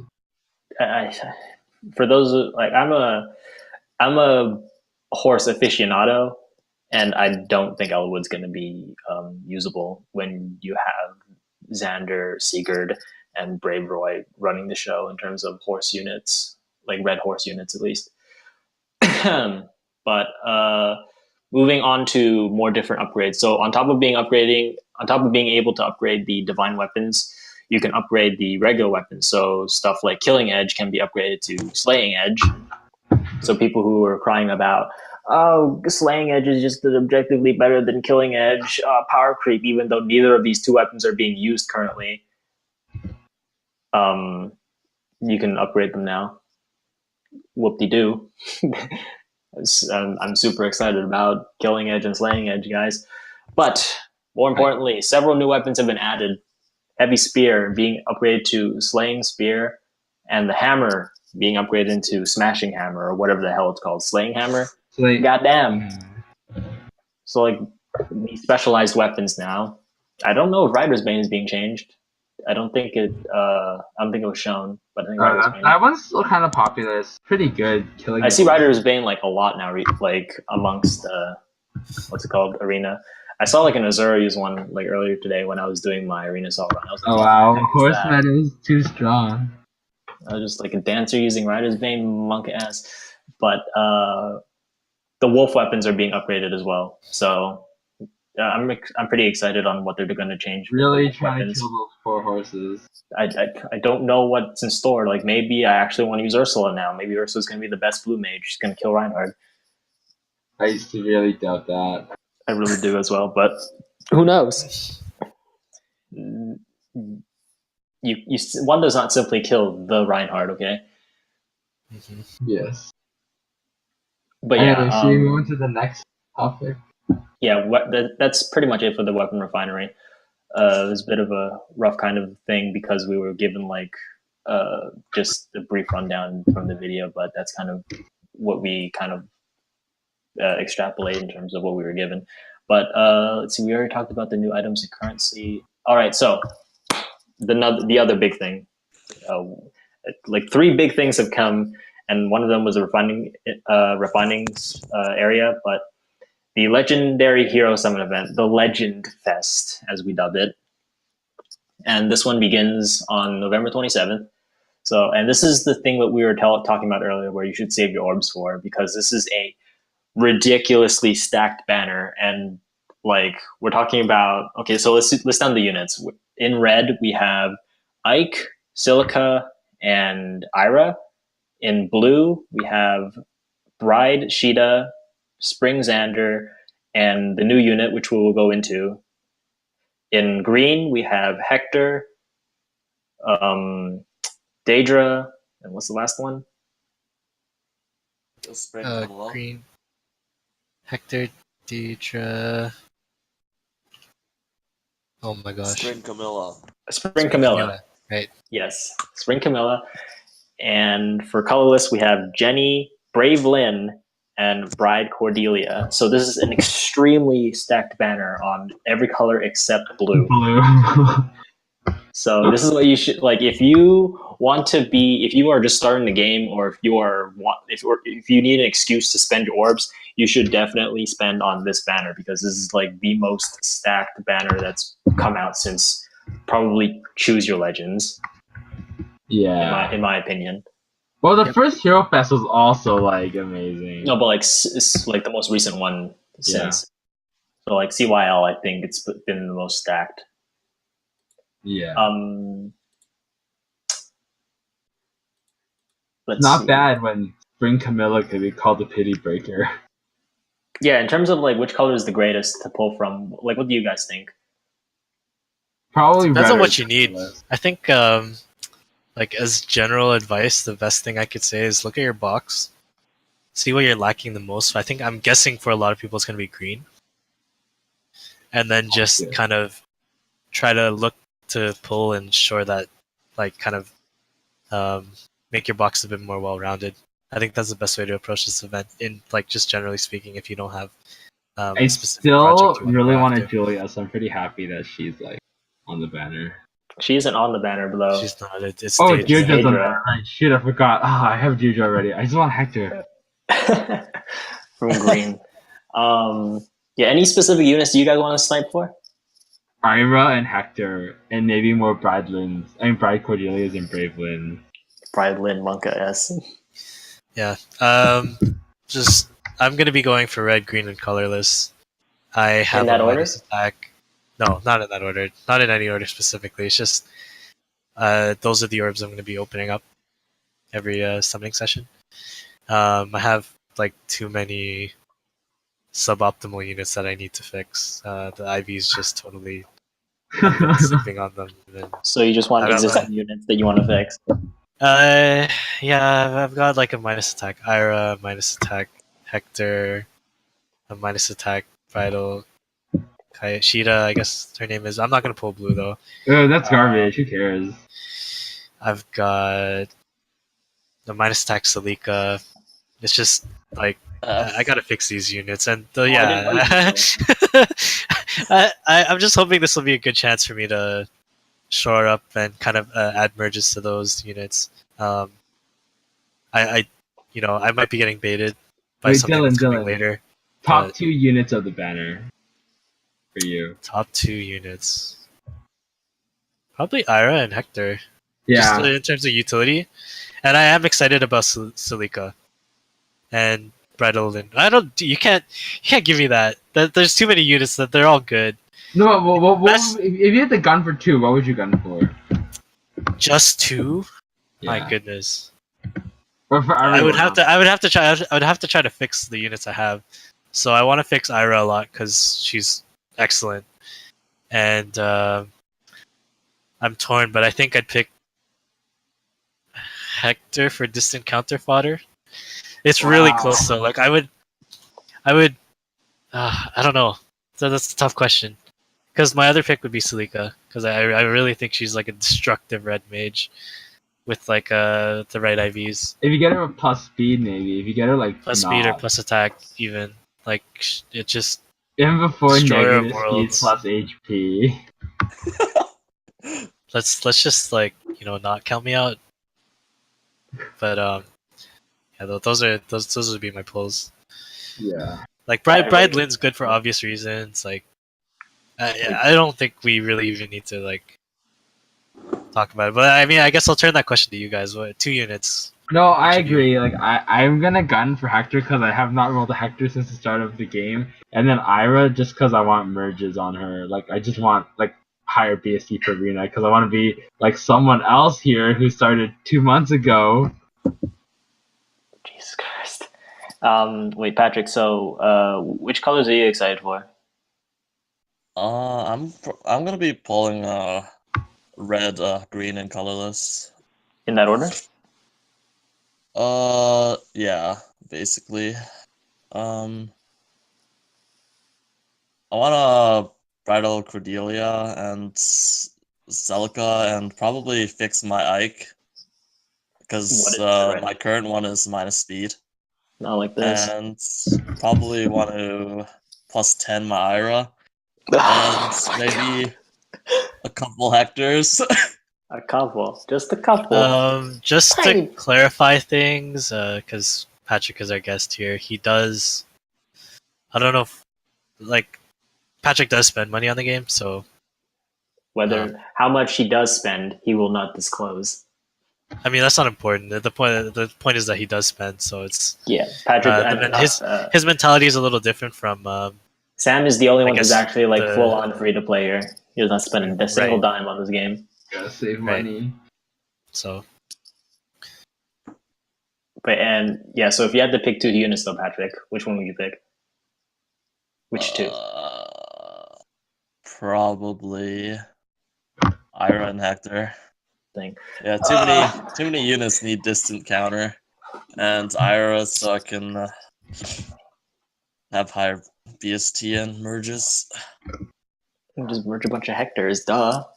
Anyways, But then as like Ira has like infantry mobility with high BSC. That's why she's appealing to me because I can't stand playing full armor emblem. really, even with the Henry that you pulled, Henry makes it bearable. Like Henry Black Knight combo together makes it so bearable, but like without it, it's just like unbearable. I can't play with one movement. as for me, I'm kind of gonna take a slightly different approach to this. I'm gonna roll for colorless first and see if I can snipe out a Bride Cordelia. Hopefully, I don't get screwed over by IVs. Well, I already have one. That's why I'm not. Yeah, I'm gonna switch over to greens and then try to snipe out a Spring Camilla because I do want to complete that flyer collection of mine. Wait, sorry. Just Kevin, just to like kind of clarify something with you. What's up? You're gonna be sniping specific colors exclusively in order? Well, like I'm gonna get into what the general advice I would give, but like as for me, if I have to pick certain colors, like this is how I would do it. Yeah. Oh no, okay, here, I'll give you an example. Yeah. You start a summoning session, you've got 2 blues, a red, a green, and a colorless. Are you just gonna pull, like, according to what you're saying, you're just gonna pull the colorless? Well, how many orbs do I have? That also depends. Oh, I don't know. Oh, that's true. Right. Okay. So it depends on how many orbs you have. Yeah, if I'm low on orbs, I'm going to prioritize colorless because I like, as much as I do want a Spring Camilla, I would like to prioritize units that I don't already have and they're still really good. So that'd be Bride Cordelia. Spring Camilla is like a commodity that I'd like to have, but I wouldn't prioritize over someone like Bride Cordelia. Mm-hmm. Okay. But like, no, I just wanted to clarify. Yeah, the goal of this to me is to get units that I don't already have. Well, I guess I could like, I say that, but I wouldn't prioritize Silica if I'm being perfectly honest, because I don't really have a space for her currently. As much as I would like to have a Silica, I don't have one yet. But in terms of, in terms of unit priority, I'd go for Cordelia. And then Spring Camilla, and then I would like roll for, and then I would roll for red or green, prioritizing green more than red because I want more Hectors for distant counter fodder. Yep. Okay. And I actually just on the thing about not having orbs. I just have this feeling we're gonna get a ton of free ones. I hope between so. all the new content we're getting, so it's just I really hope there's so. book 2. There's a bunch of like recurring daily ones that like they're no longer sleeping on us with, which of course I'm happy about. I think if at the time of listening to this, our viewers they just kind of start saving from here on in, they're gonna have a good amount going into this banner. There should be I think 60. We also I also want to go into the other thing, which is 5-star focuses will be set to 8%. So you don't start at 3%, but the thing is it also doesn't go up. So it's always going to be 8% whenever you roll. But the thing is with that is there are no pity breakers, and what I mean is that you have a 0% chance of rolling units that are not in the focus. So if you roll a 5-star unit, it's going to be one of the units in the focus. So if you roll a specific color, you're going to have a 1 in 3 chance of getting the unit that you want 100% of the time. Yep. You are not going to roll 5-star Merrick's that'll fucking make you want to kill yourself. You are not going to roll 5-star Sakuras if you're rolling colorless. You aren't going to roll what else is terrible 5-star Selef, and that makes you want to kill yourself. So you don't have to worry about that. You will still roll 4 stars, obviously. But in terms of the 5-star pool, it is only set to these specific 9 units. So, this is. I think it's 11 total, right? Is it 11 2 for units? blue and then 3 for other Was it 12 in total? Three, It's three, 12. three, It's three. 12. Oh, sorry. We forgot to mention the we are new going to unit. mention. I'm going to go into the unit Yeah. after. Okay, go ahead. But yeah. So basically, this is the best time to roll. But continuing the question that we were passing on around, if I had to pick 2 colors, I would probably go for. In all honesty, No, 2 units. 2 units. 2 units. Yeah. I would tough, go right? for. See? It is tough, but in terms like if I just want to improve my arena scoring, then yeah, I would go for Ira and Hector. But in terms of if I could pick 2 colors instead, I would probably roll colorless and green. In all honesty, instead like earlier today, I was mentioning like I really want a silica, but then after like giving it a lot more deliberation, I'm just like Ira's probably the only red unit that I want. Like I like Ike, but I don't use him that often outside of assault.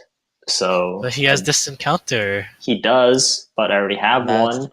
Magic And getting more Hectors is going to give me more distant counters for units that don't already have distant counter. Oh, I'm just trolling You're just memeing me right now. But anyways, if I had to pick 2 colors, I would pick colorless and green. If I had to prioritize, once I get Bride Cordelia, I'm going to prioritize green instead of colorless until maybe I get like 5 extra Hectors. I'm probably gonna roll everything until like. It is very possible to get 5 extra Hectors with these bonus rates. I'm telling you. Oh wait. Yeah, sorry. The 8% doesn't increase, so that means you should just ignore the blues because there's no point increasing your pity. Yeah. In terms of advice for rolling, I would definitely recommend roll. Like, it is a good idea. Just the units are so good that even though I would prioritize colors in green, I would still roll the entire circle to try to save as many orbs as possible and get as many rolls out as possible because the units are just that good. Yep. Even like unless you seriously have absolutely no need for a specific unit or color, then I would definitely recommend rolling all the colors except blue. Well, if there's no pity rate like increase, then like rolling blues fine too. I think like you can still pity rate. You can still roll like the 4-star garbage that you don't want. You could still roll Shauna. Fuck Shauna. Shauna's desperation though. She's not that bad. You can. Well, I'm just salty that she won the fucking voting gauntlet. You can also still roll Reinhardt's too, right? Yeah, Reinhardt. You can still roll 4-star Reinhardt's and stuff like that. Yeah, but if it's the last orb, I think it's still worth to just take it because it's just 3. If it's your last orb, maybe just to like save on those 3, and maybe you might get the new unit who's actually quite good. We'll get into that in a bit. I keep on teasing her. Well, you don't even know her stats. She might have like 25 attack for all we know. Hold on a sec. We do know her stats. Oh, we do? Yeah, she has 164. Are we talking about Fjorm? Yeah, she has 164 BST. Oh yeah. Yeah, but I'm excited about her. No, she has like her spread. I think her spread is confirmed to be like good. She's like 32 attack or something. Oh really? Where did with a legendary lance, just from the video. But just to finish off, yeah, I would still recommend you roll the entire circle, unless you have absolutely no need for a certain color. If you have absolutely no need for reds, you already have a Silica, you already have Ike, you don't care about Ira, you already have an Ira, whichever one.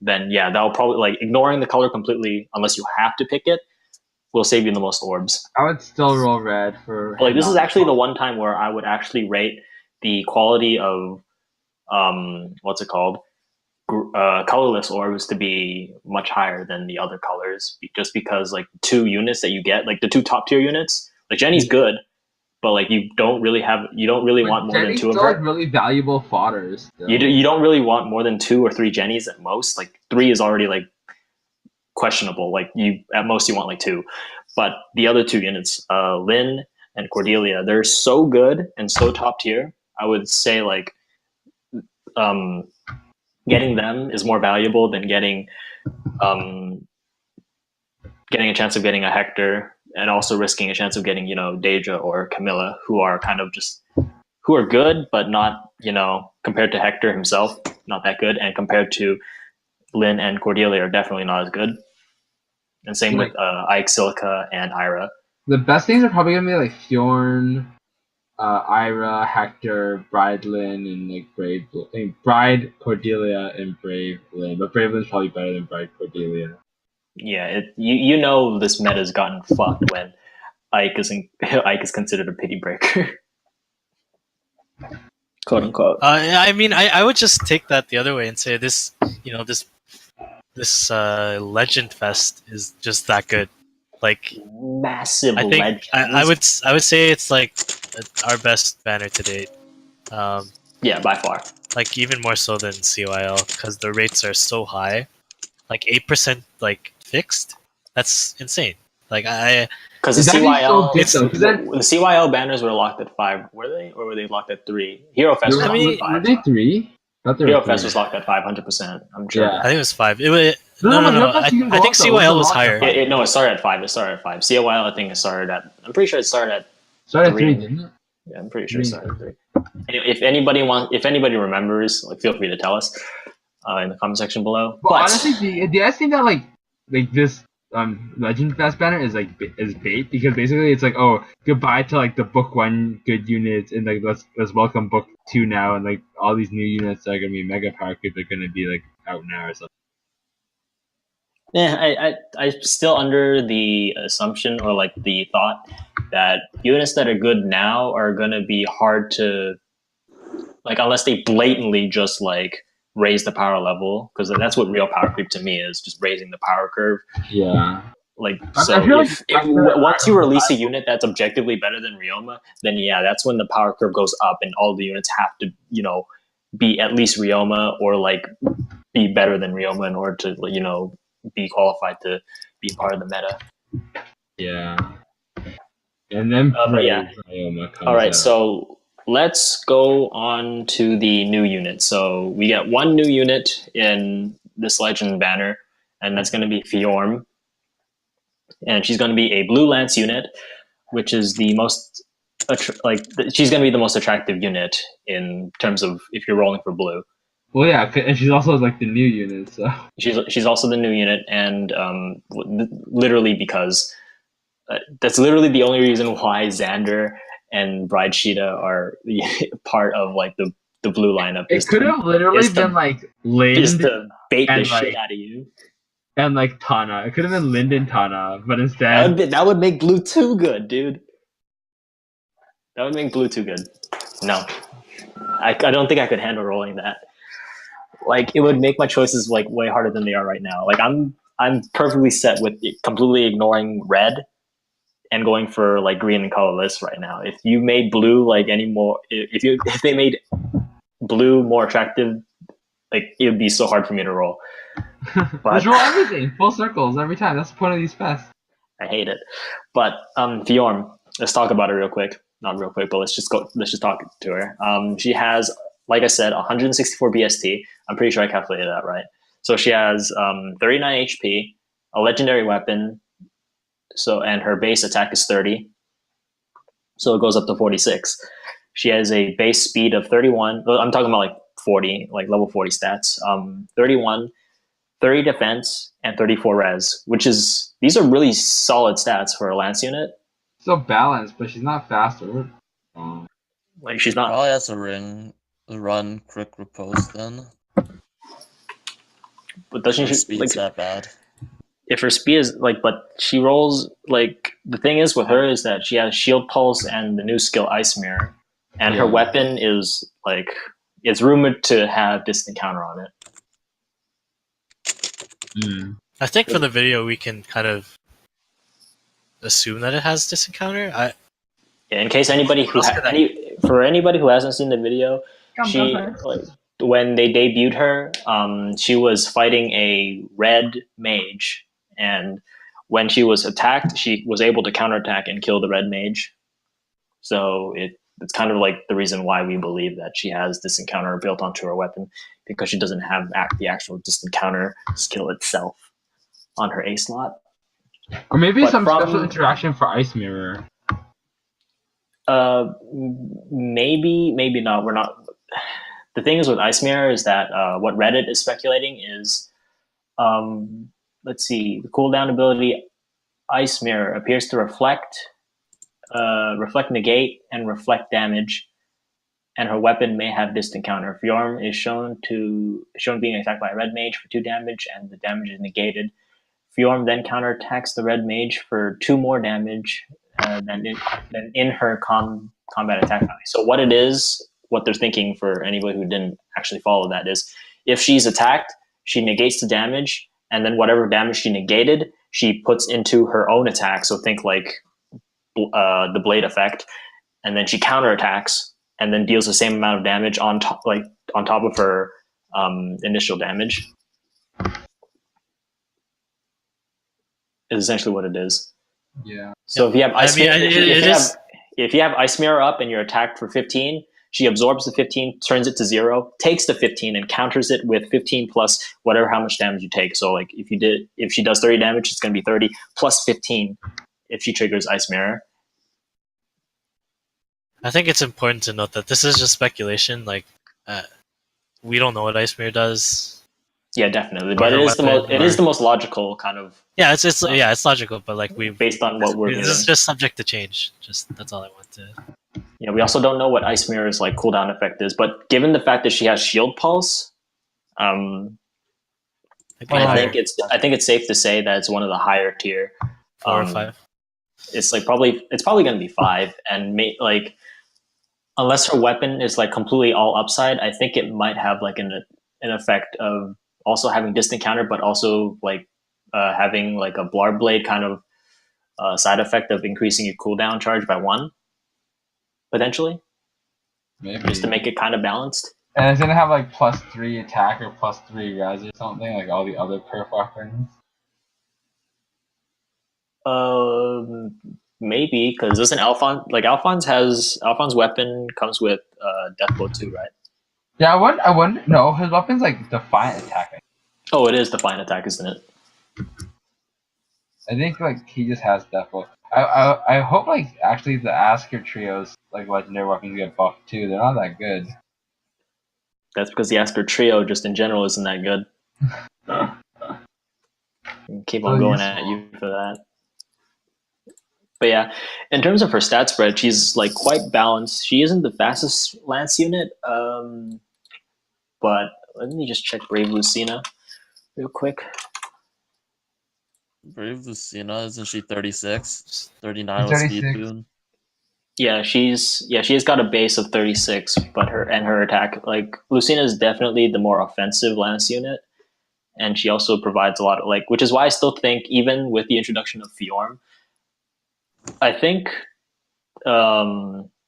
with distant counter on Brave Lucina, they're going to be like equal. I think the only reason why Fjorm is like even close to Lucina is by having that extra BST, but also having the distant counter built onto her weapon. I think that's the only reason why. I think I would actually rate her higher than Lucina for that fact, but that's just because I love distant counter. I am distant counter's biggest fan. Please love me back and send me Hectors. I don't think you can compare them actually. I think like Lucina's a I think like her best what she's really shines for is her ability to support the rest of the 3 other units you pair her with or group her with, and like she's got like a very very very workable stat spread to boot. I think that's like why she's good, but I think Fjorm is gonna fit a different I guess like role. I think my opinion is, as with like most units that have like a very high base stat total but very balanced stat spread, we said this with Joshua earlier, is that if it's too balanced, then like you kind of don't do anything good. You can't tank well because you could have more invested into your defenses, but you also can't kill well because you don't have much invested into your attack, which is kind of a problem. But in terms of just like getting into more specifics, her outside of her weapon and outside of her special, she doesn't come with an assist skill, so you're gonna have to give her one. So either reposition or a double rally if you want to score high, or have utility. For her A skill, it looks like she has attack res bond, which for those of you not familiar with Naui, I think this is why her attack, her base attack is like so low as well. I don't think that's attack res, is it? It looks like a different color, but maybe the HP res? Is it Yeah, HP? It's It some looks sort like- of it's some sort of It looks it's like some sort of defense yeah, it's some attack. sort of bond. It looks like yellow to me. It's some sort of bond in any case, but I really hope it's an attack bond because she kind of like needs it. I feel because her But- attack is Yeah. Don't you guys feel like those 31 speeds kind of like low though? It is I do. low, I but do. like It's very I low. think like if like what everybody's theorizing is correct, she's she'll gonna be, like, be she'll be an enemy phase unit. Yeah. Yeah, so it doesn't matter. Like she'll just distant counter and then like, it's attack res according to. Oh, it is.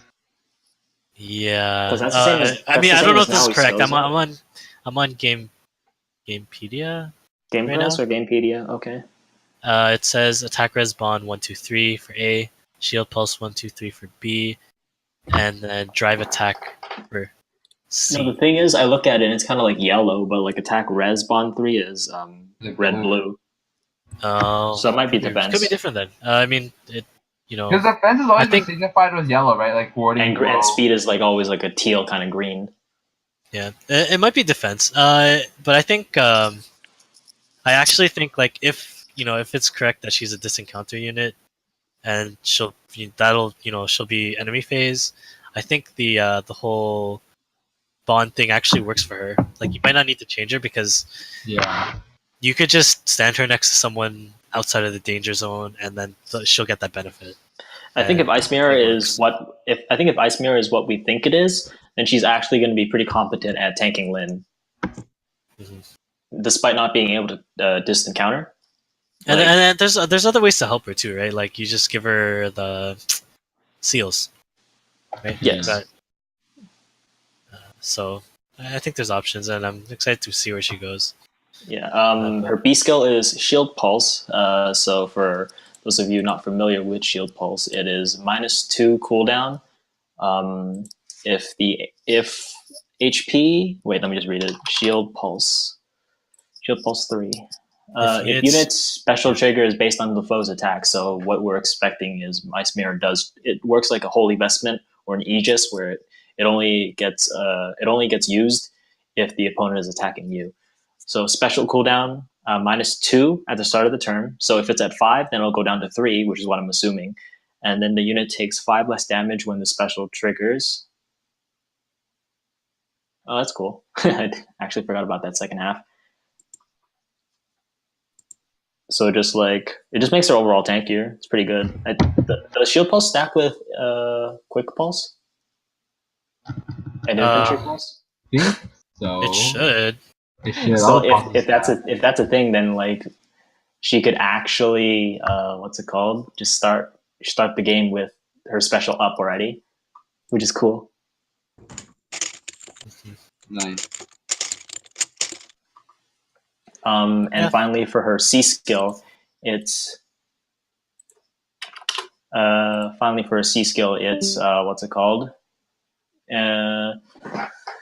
me and Willie were kind of debating about it last night. It kind of looks like drive attack to me, but it also looks like hone attack to him. What can you guys like check I it hope it's out? drive attack, but I mean, Yeah, hopefully it's drive attack. like drive attack is infinitely more useful. Well, Yeah. okay, not as like a blade supporter, but like that's literally the only case I can see where it's Mhm. not as good. We'll see. I'm excited to see what these new abilities do. Every time they've done this in the past, like unit specific specials, I guess has it been just like Black Knight and Ira so far? Yeah. Mhm. Black Luna and Regnal Astra. Yeah, I don't know. I'm excited to see what her special does, and of course her legendary weapon. It's Outside of just Fjorm, the unit herself, she's actually going to be a guaranteed 5-star unit that you can get after completing the Book 2 story mode, which is going to be out sometime in 2 weeks. So those of you who are dreading, thinking of, oh god, I need to pull blue in order to get Fjorm, you don't need to. Only if you're plus 10ing her that you will need to tread that. I can't believe I'm saying this. Fucking blue unit hell in order to get a Fjorm. And I wish you the best of luck not pulling Spring Xander and Bride Sheeta, but the sadist in me wants you to. Please cry about your Xander pulls to me, and I will laugh and drink your tears. But anything else to talk about here? Let's see. You also, like it says here on the Reddit that you'll also get a free 5-star Fjorm who has a special ability by completing the first chapter of book 2. Just what is that? What is that supposed to mean? Ice Mirror, isn't it? Is it Ice Mirror? Like, does she not come with Ice Mirror until you actually unlock or clear book 2? Who knows? Is that how it's gonna work? Could be something else. But it's probably Ice Mirror. I don't know.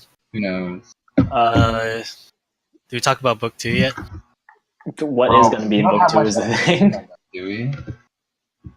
Like, book 2 is going to be the new storyline in the story mode of the game. So, main story. The main story ends basically at chapter 13 in terms of what the story is. The story is terrible, by the way. Don't bother with the story. Well, yeah.